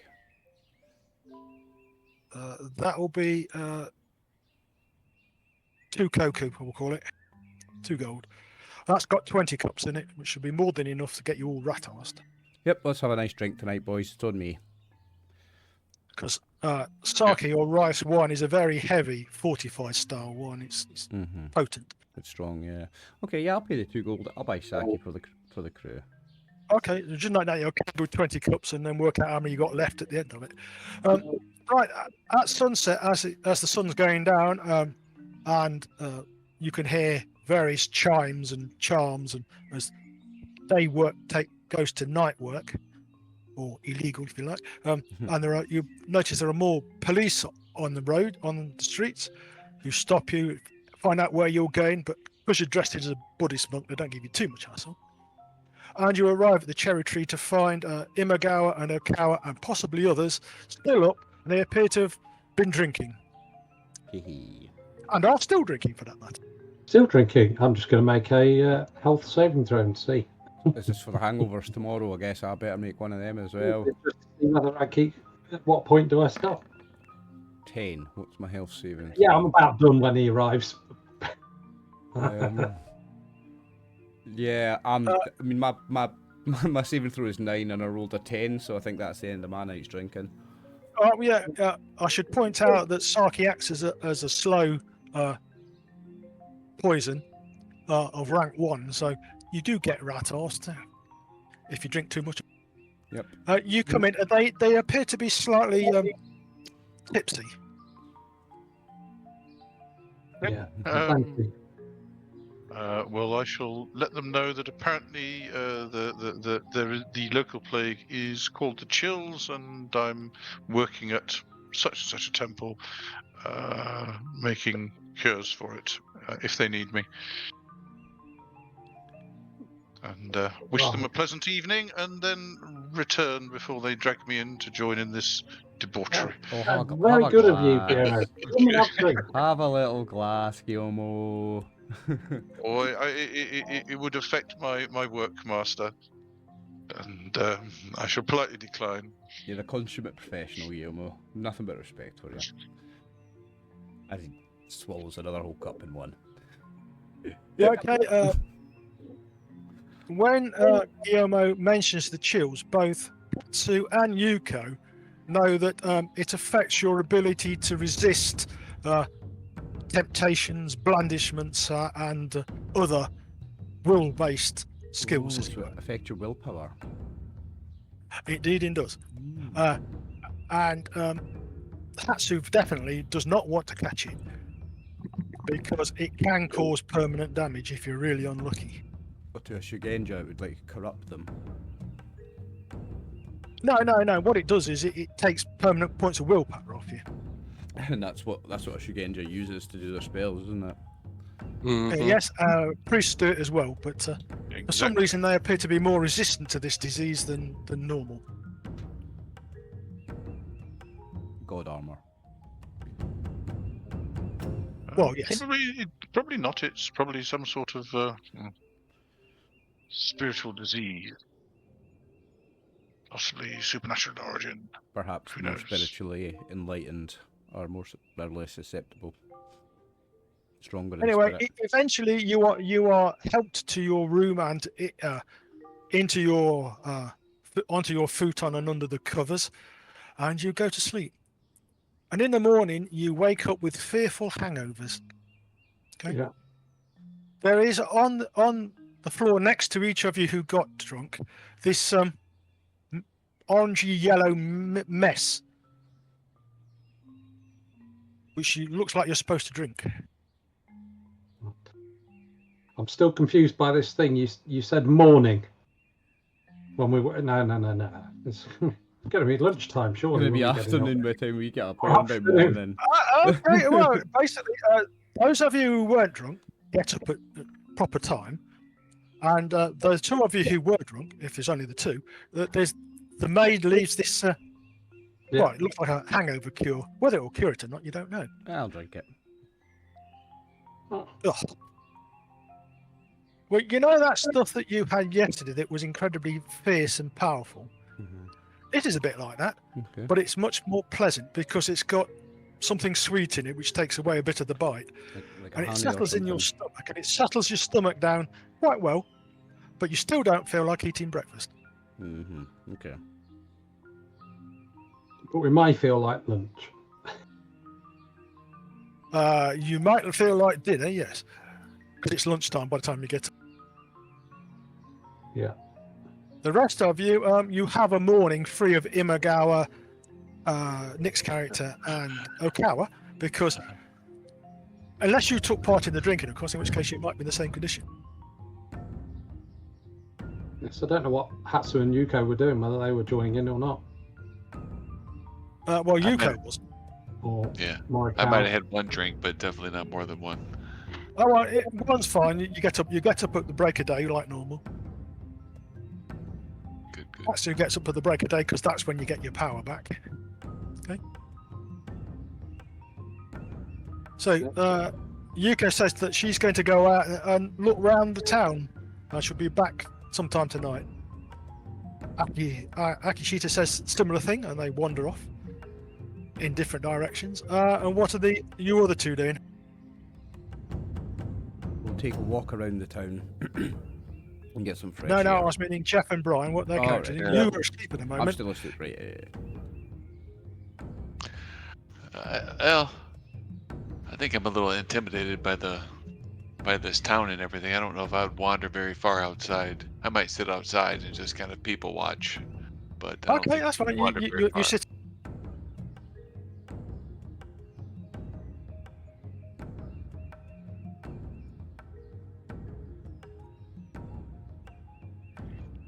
You're quite glad to be sat inside in your winter woolies, as it were, because it's quite cold out there. There's a bit of wind blowing off of Fujisama. Okay, so from the southwest, it's got a hint of snow in it. It doesn't actually snow in the morning, but it might. And you notice that people are not hanging about, chatting as they were yesterday when it was a bit warmer, but are busy rushing around, getting things done, because if it does snow at this time of year, it could be very heavy. And it'd be a bit unusual too, but you know, weather's like that. And Okay. what does Hatsu do?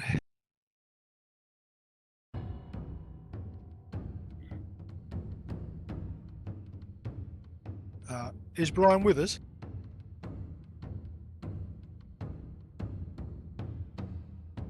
Still connect. I haven't heard anything from him.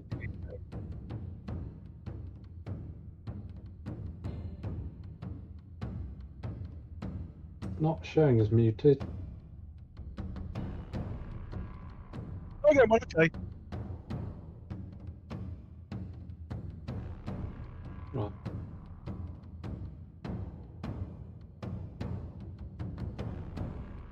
Okay, well, anyway, Maybe. Hey. Yeah. Kyoto watches the world go by, and nobody paying particular attention to. I mean, people come into the inn and go out, and everybody's reasonably polite. You see a couple of squads of policemen go by, not in any hurry, so nothing too untoward's going on. And around about midday, Imagawa and Okawa roll in, looking, yeah, well, it'll teach them to drink too much, won't it? Indeed. We'll manage.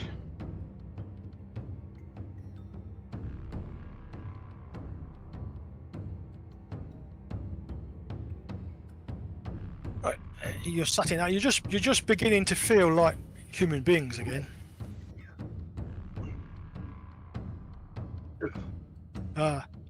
When this merchant comes strolling up, and he looks around, and the woman who, yes, sir, can I help you? Yes, my name is Takahito. He says, I'm looking for an Imagawa and a party. And why would that be? She says. She's not let him into the inn yet, or onto the grounds, because she stopped him. Well, I wish to discuss something with them. I shall see if they will see you. Wait here. And you notice the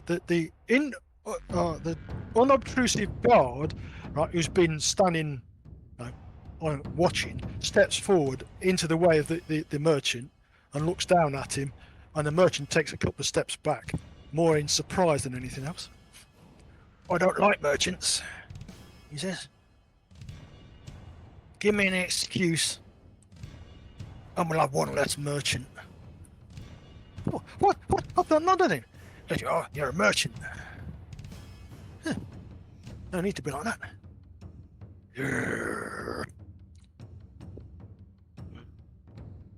Yamito, stop that. Yep, he says. Steps back so that the merchant's got a bit more. Excuse me, gentlemen. There's a merchant called Takahito here who wishes to have a word. Takahito. Sure, send him in. So, Yamito, allow the merchant Takahito in. Takahito. With the guy who the rice was supposed to be delivered to.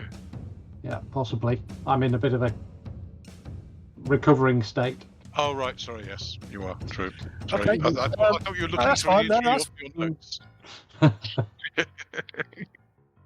Okay. The Jimbo steps to one side and glares at the back of the merchant all the way up. You think that man has a serious problem with merchants. You don't know what it is, but he's got a serious problem. And he puts the two-handed stale nail-studded bow staff down, and you go, he's got a Tetsubo. No. This is Imagawa, he says, pointing at Imagawa, and his colleagues. Please be seated. Would you require a drink or food, Imagawa-san? Yes, please. And I'll look Okay. at the merchant. I talked to a woman by the name of Baibura yesterday, he says. She informed me that you discovered a ship out at sea which had been attacked, and that there was a manifest on board saying that there was cargo on board due to be delivered to myself. Is that correct? Yes, that is correct. Did you manage to salvage the ship? No, we didn't. It wasn't in a state that we could salvage it. May I make notes, he says. You may. Okay, he gets out and he writes that down.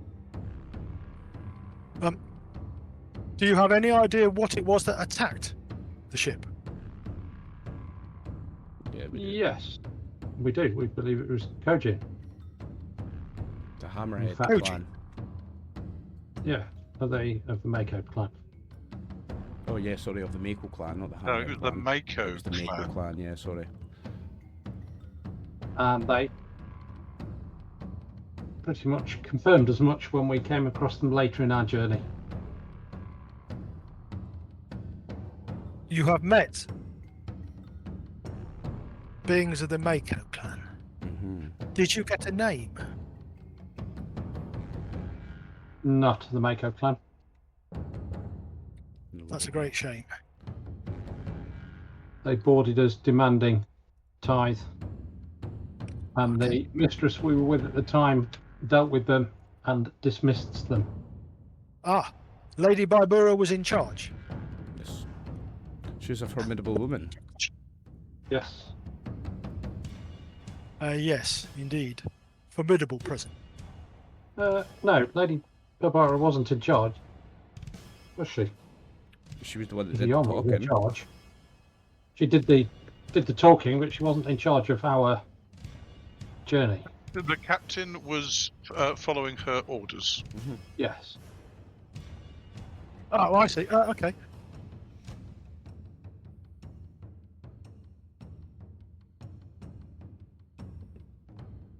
He writes out a report which he asks you to read, and it basically retells the story as you've told it to him. And would you mind assigning that, please? He says, so that I can take it to the Bakufu and explain what has happened to this ship.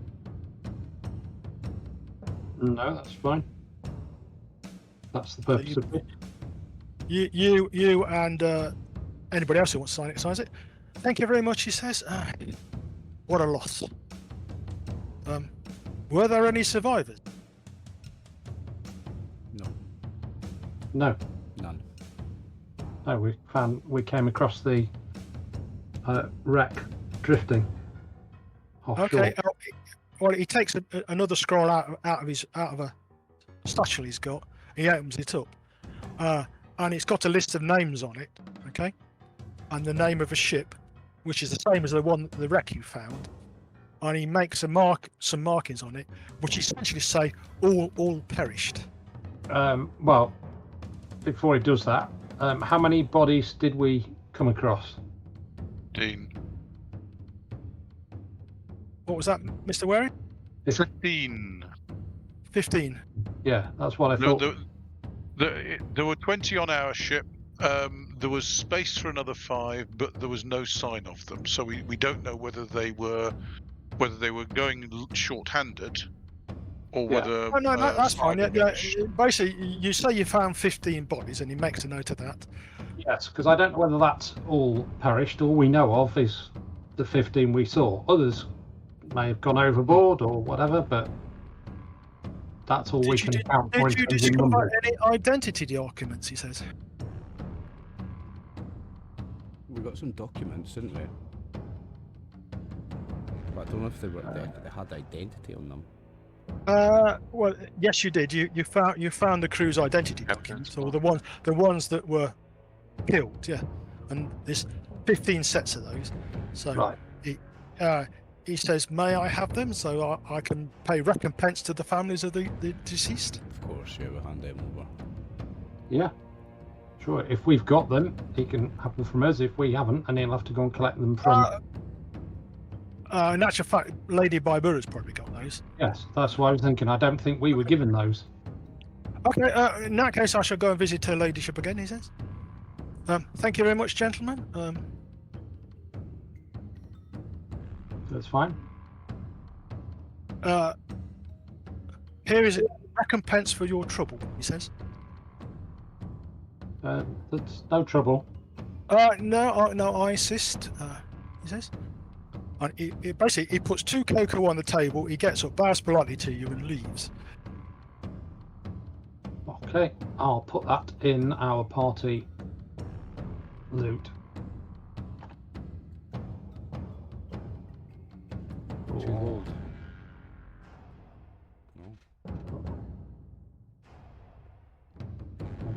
And as he leaves, he makes a detour round where the Yojimbo is standing, so he doesn't walk too close to him.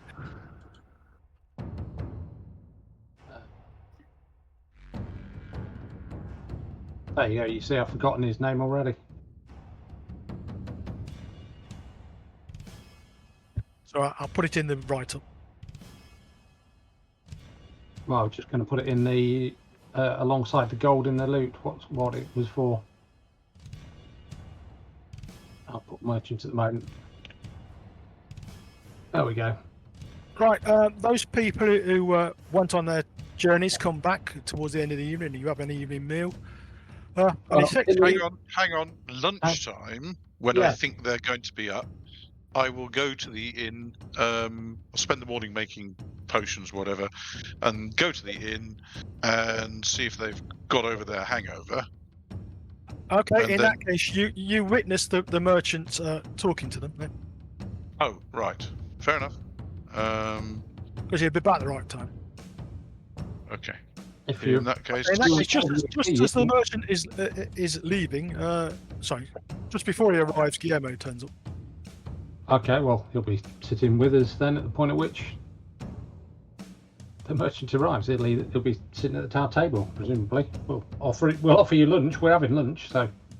I will thank you for that and accept. Sure. And just add to the merchants thing that they were given proper funeral rites, so they can tell their families that all is well on that aspect. All is well with the gods. And when the merchant's gone, I will suggest to the to my superiors that. Sorry. Just before he goes, he says, and this is for your temple roof, good bonds. And he gives you 5 silver. I bow politely and thank him. I will deliver it to the temple. Well, he doesn't know that, but yeah. Okay.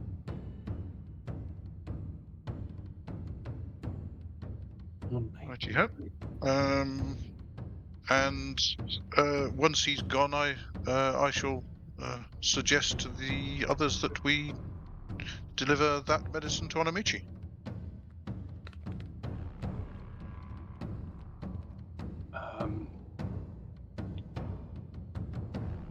We could. Yeah, that sounds like the right thing to do. Yeah. Makes sense. Agreed. When do you want to do that? Tomorrow? Do you need a day, or how long before you'll be ready to deliver? Well, I understand you have the medicine in that chest. Summer?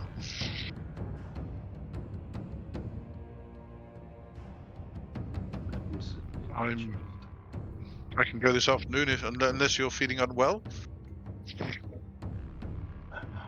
No, we can deliver it. That's fine. I didn't know whether you were committed to making more of the.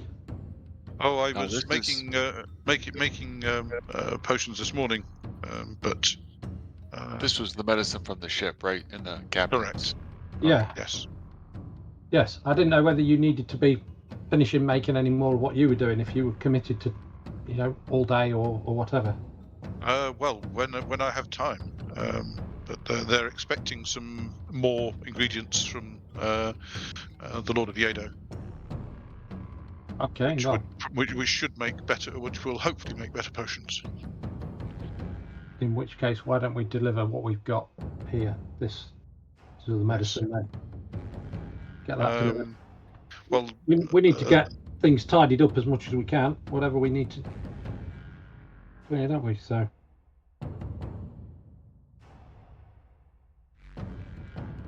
Okay. In that case, we need to find directions to Onomichi. Yes. Yeah. Okay. Well, you head out. Just the 4 of you, I think it is. Yes.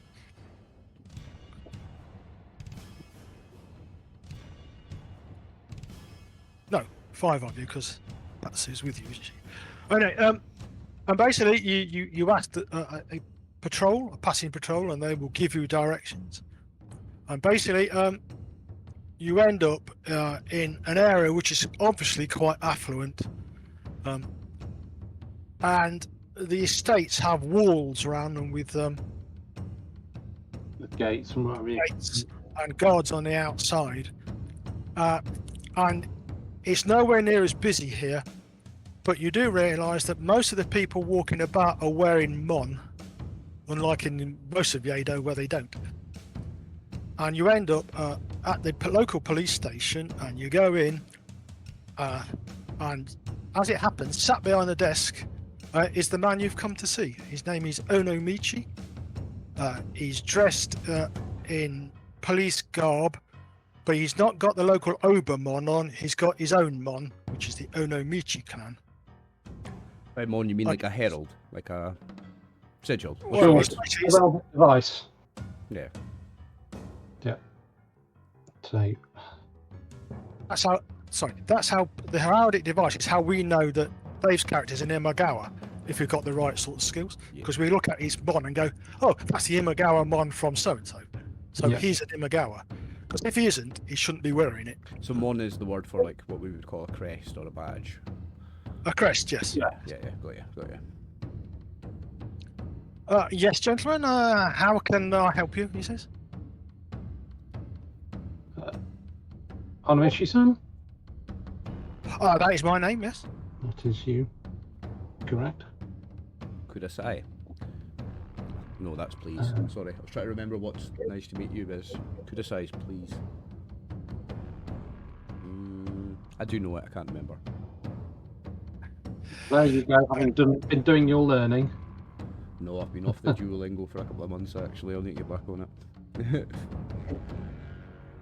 Right.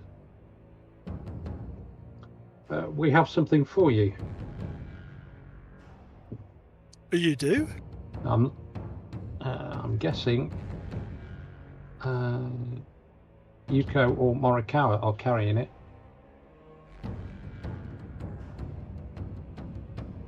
Probably a bit heavy for me.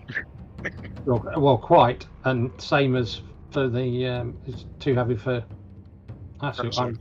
I think Yuko's probably likely to be the one carrying it.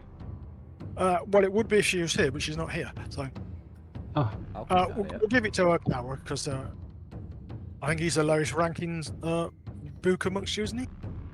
he's not boot Morikawa. Isn't he? No. He's Oh, not- sorry. no, You mean Jessica? you said Sorry, Okawa. Morikawa. Me. I'm No, Morikawa. I was meaning Morikawa. Oh, okay, yeah, I Okay. can carry it. Yes, Yeah, I can Okay, carry it. sorry. because the three Ronin aren't carrying it. Not this instance.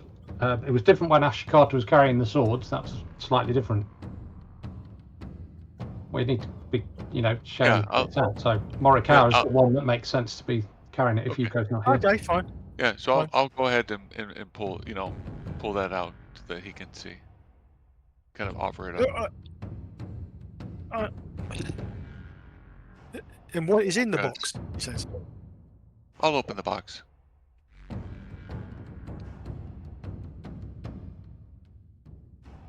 So we think it is medicine of some type.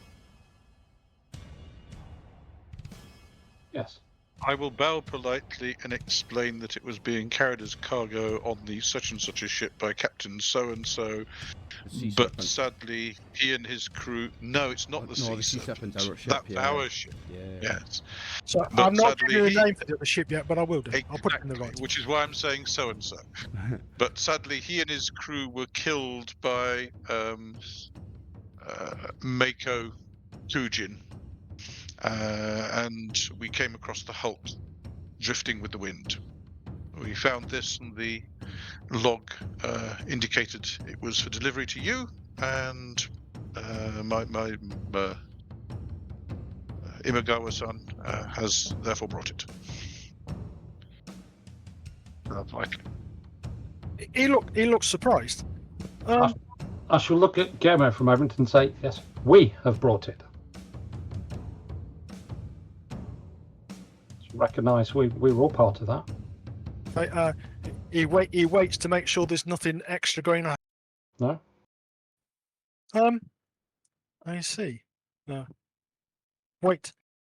He shuffles through some papers on the side of the desk and he pulls one out.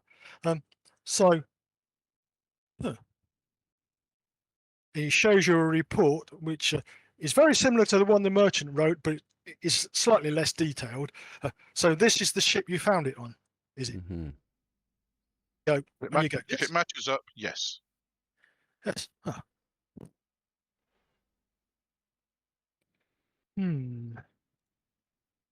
Well, thank you for bringing it. I don't think it should have been on that ship, but never mind.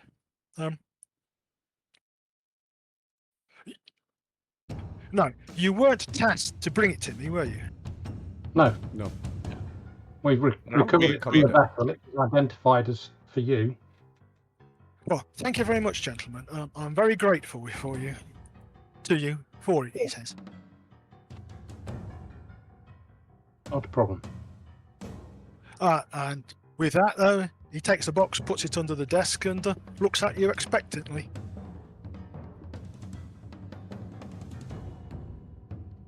I thank him for his time. Yeah. Give a bow and And you leave, yeah. We leave, yes. We're not expecting anything, or No, he was fairly certain you weren't, but he had to wait to make sure. So you leave. I will inquire of Imagawa-san if he has any more need of my time. If not, I shall return to the temple. no, that's fine. We'll return to the cherry tree. Okay, I return to the temple and I give them the 5 silver that I've been given for the roof. Wait one. The All of streets, you make they want that. all of you make wit saving throws, please.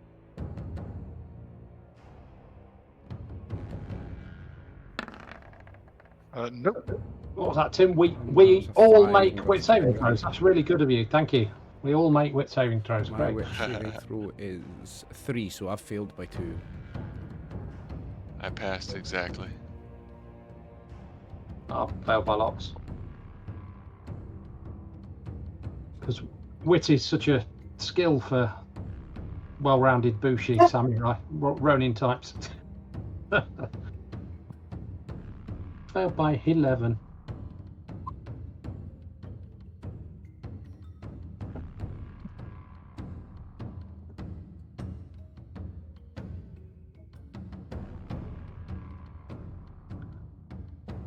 Okay, you reach the cherry tree and the temple without incident. Don't notice the people following us. Possibly, possibly not. Possibly not. You could not possibly comment. Indeed not. And I shall donate the 5 silver I was given to the temple roof. Well, just a moment. Okay, you enter the temple grounds, the temple compound. Mhm. You notice that the abbot is lying in an untidy heap on the steps leading up to the temple itself. Let's look to the abbot and see what the problem is. Somebody appears to have rendered him unconscious. Oh. At the moment, only Gyomo's there, so okay. Rendered him unconscious as in knocked him out, or stabbed him so that he's within an inch of death? Well, we've wrapped a piece of rope around his neck and we pulled it tight. Right. So, I look into the temple and, well, I loosened the rope first of all, and then look into the temple. And I have a horrible feeling somebody may well have rifled the store of potions and stolen them. Possible. Well, is there anybody in the temple? There's nobody that you can see from where you are at the moment in the temple.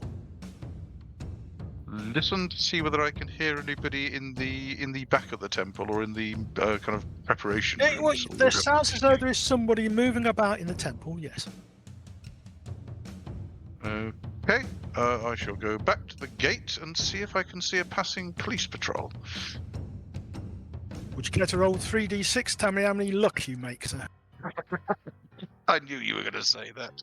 Well, it's always nice to be, predictable. Well, how about 2 1s? Oh boy. There's a major robbery going on somewhere else. There are no policemen in sight. In fact, there Empty. don't appear to be many people now you come to think about it.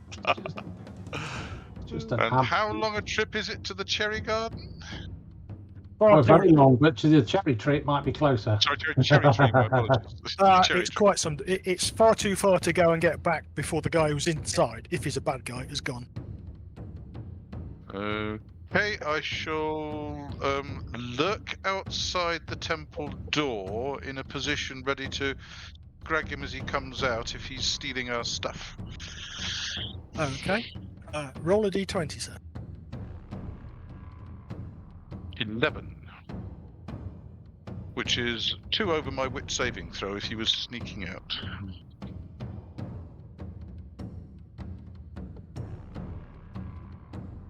Okay, you are somewhat surprised when this man, who is dressed in a mix of brown and green robes, right, comes out, looks at you, and then runs off. I try and trip him up. Go for it. Jujutsu. Missed by 2. So whatever armor he was wearing, it's 2 worse than that. But As far as you can tell, he's not. As far as you can tell, he's not wearing armor. No, but he probably has some sort of defense. Anyway, was he carrying anything? Hang not that you can see in his hands, but he has a couple of furistiki stacks around his waist, which appear to contain some stuff. Okay. I shall try and follow him, but quickly realise he's moving faster than me, correct? Yes. In that case, I shall return and kind of bring the abbot round. Okay, no, don't make a wit saving throw.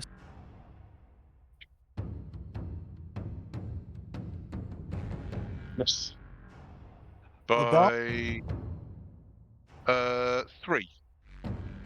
Okay, what are you going to do about this second man who appears from round the corner of a building and throws something at you? Dodge it.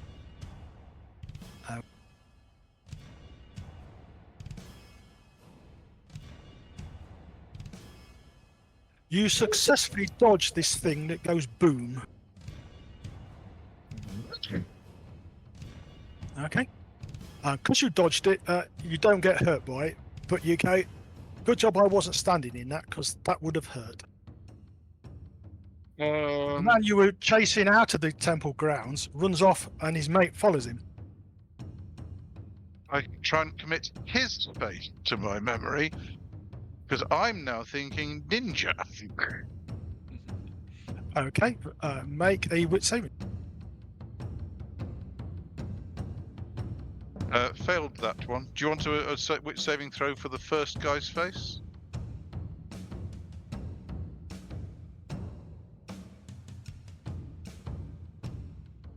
Certainly, the second one you're too busy dodging the bomb he threw at you.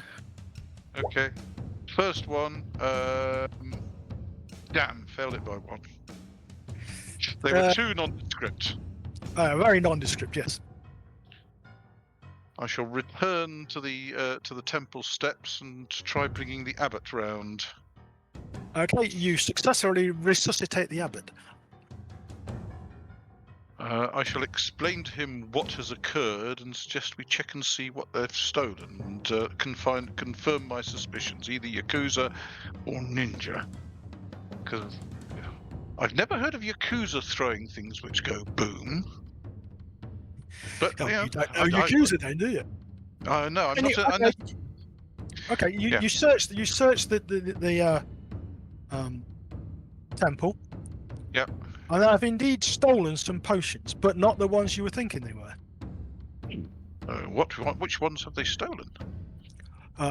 They have stolen some rare potions which allow you to fly.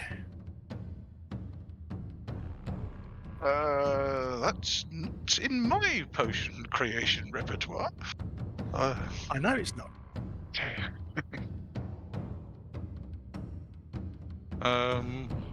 This isn't something that a Buddhist temple normally creates. Did they acquire them from somewhere?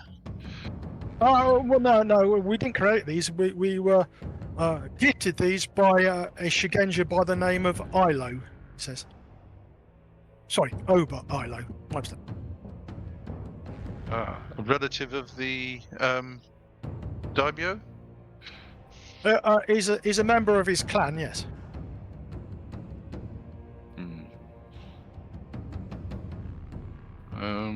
Does he think it would have been Yakuza or ninja? Do Yakuza throw things which go boom? They have been known to, but I would suggest the way he was moving, and how he crept up on me without noting, he was actually a ninja. Right. I would like to know how he knew that we had these potions, he said. Well, I'm not a Shugenja abbot, but I know one. I can ask whether she would be willing to speak to Oba Ilo about it. Oh, that would be useful, yes, indeed. In that case, I beg permission to leave and go and return to the cherry tree, or the cherry tree. By all means, yes. I shall be all right. He says I shall just tidy up this mess. Fortunately, he's not broken. Well, not too much anyway. He doesn't appear to have broken any potion bottles because he knew what you were doing. It's even more worrying. Professional job, eh? Indeed, yes. I'm just commentating through the fourth wall here. I know. No, that's Okay, fine. I return to the cherry tree. Is Hatsu present? Well, I presume he I will would be. assume so. In that case, I will notify the rest of the group who are present of the events at the temple, and ask Hatsu if she would be willing to speak to Oba Ilo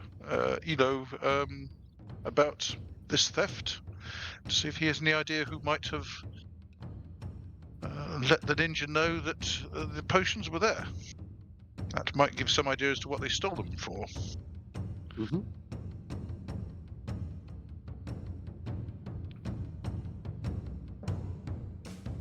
Yeah, I'll definitely help that out.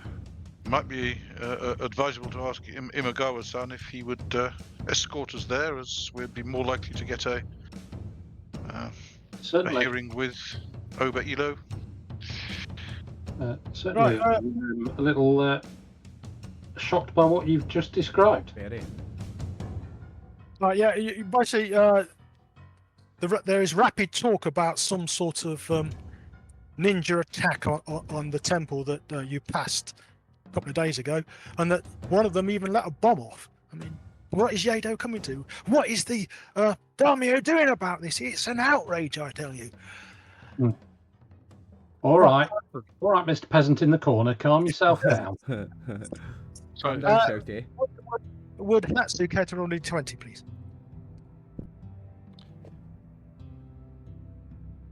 Oi, oi, oi. Is that another one? Mhm. Yes, it It is. is. Let's roll You it. have heard of Oba Ilo. He's a famed Shugenja who is cognizant in all 5 schools, and he runs a school called the School of the 5 Magics, out of his own village in the top corner of Musashi province. Okay. Okay. Is also Up here. an ex-adventurer, or possibly an adventurer still, for all that matter.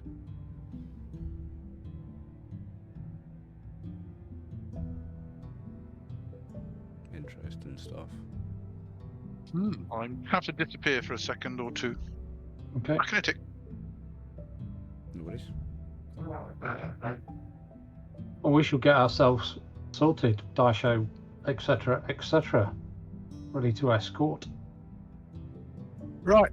If he's at his village, which he might well.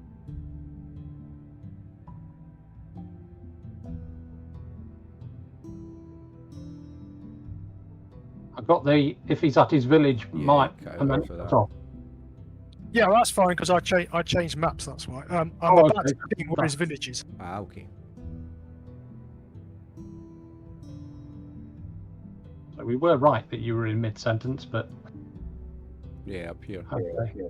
Yeah, I've got to remember that when I change to another map, my voice cuts off. That way, I'll stop doing it. Right. Your voice cuts off when you change maps. So I changed tabs. Oh, when you change tabs, that is a lack of processor power in your computer. Yeah, I could believe that. Or RAM, actually, because Chrome kills the RAM. Like video killed the radio star. Mm. Anyway, Yes, good. it's too late to start out today. You'll have to leave it till tomorrow. Yeah. And it's now 5 o'clock, so I'm going to call a halt because you've Okay. just done it. Excellent. Besides which, I've got to go and do something which I don't particularly want to do, but I've got to Yeah. get out and somewhere for Yeah. 6. So I've got I'll call a things halt. on as well. Thank you very much. Thank you, Tim, for the great game. Oh, yeah. Right, hold on. thank you. Hatsu gets a point of Shugendo, okay, for facing down the spirit, Nice. even though you did get kicked out. Nice. And because you've delivered the swords, you can all have 20 points of on and a point of the 2 points of the appropriate Budo and or Shugendo. So it's 20 on and 2 Budo. Yeah, because you've succeeded. I mean, okay. wasn't quite the way I was expecting it, but that's fine. You took advantage of the boat trip, and that's cut the time down quite a lot. Okay, I'll add. If you can add that to others. Yeah, I'm going to add it to the others. We done mine. Okay. I'm not available next week because I'm already running a game. So the next week game will be in 2 weeks' time. Fortnite. Nice one. Thank you, Okay. Ken. Yeah, thanks so much, Yes, man. thank you.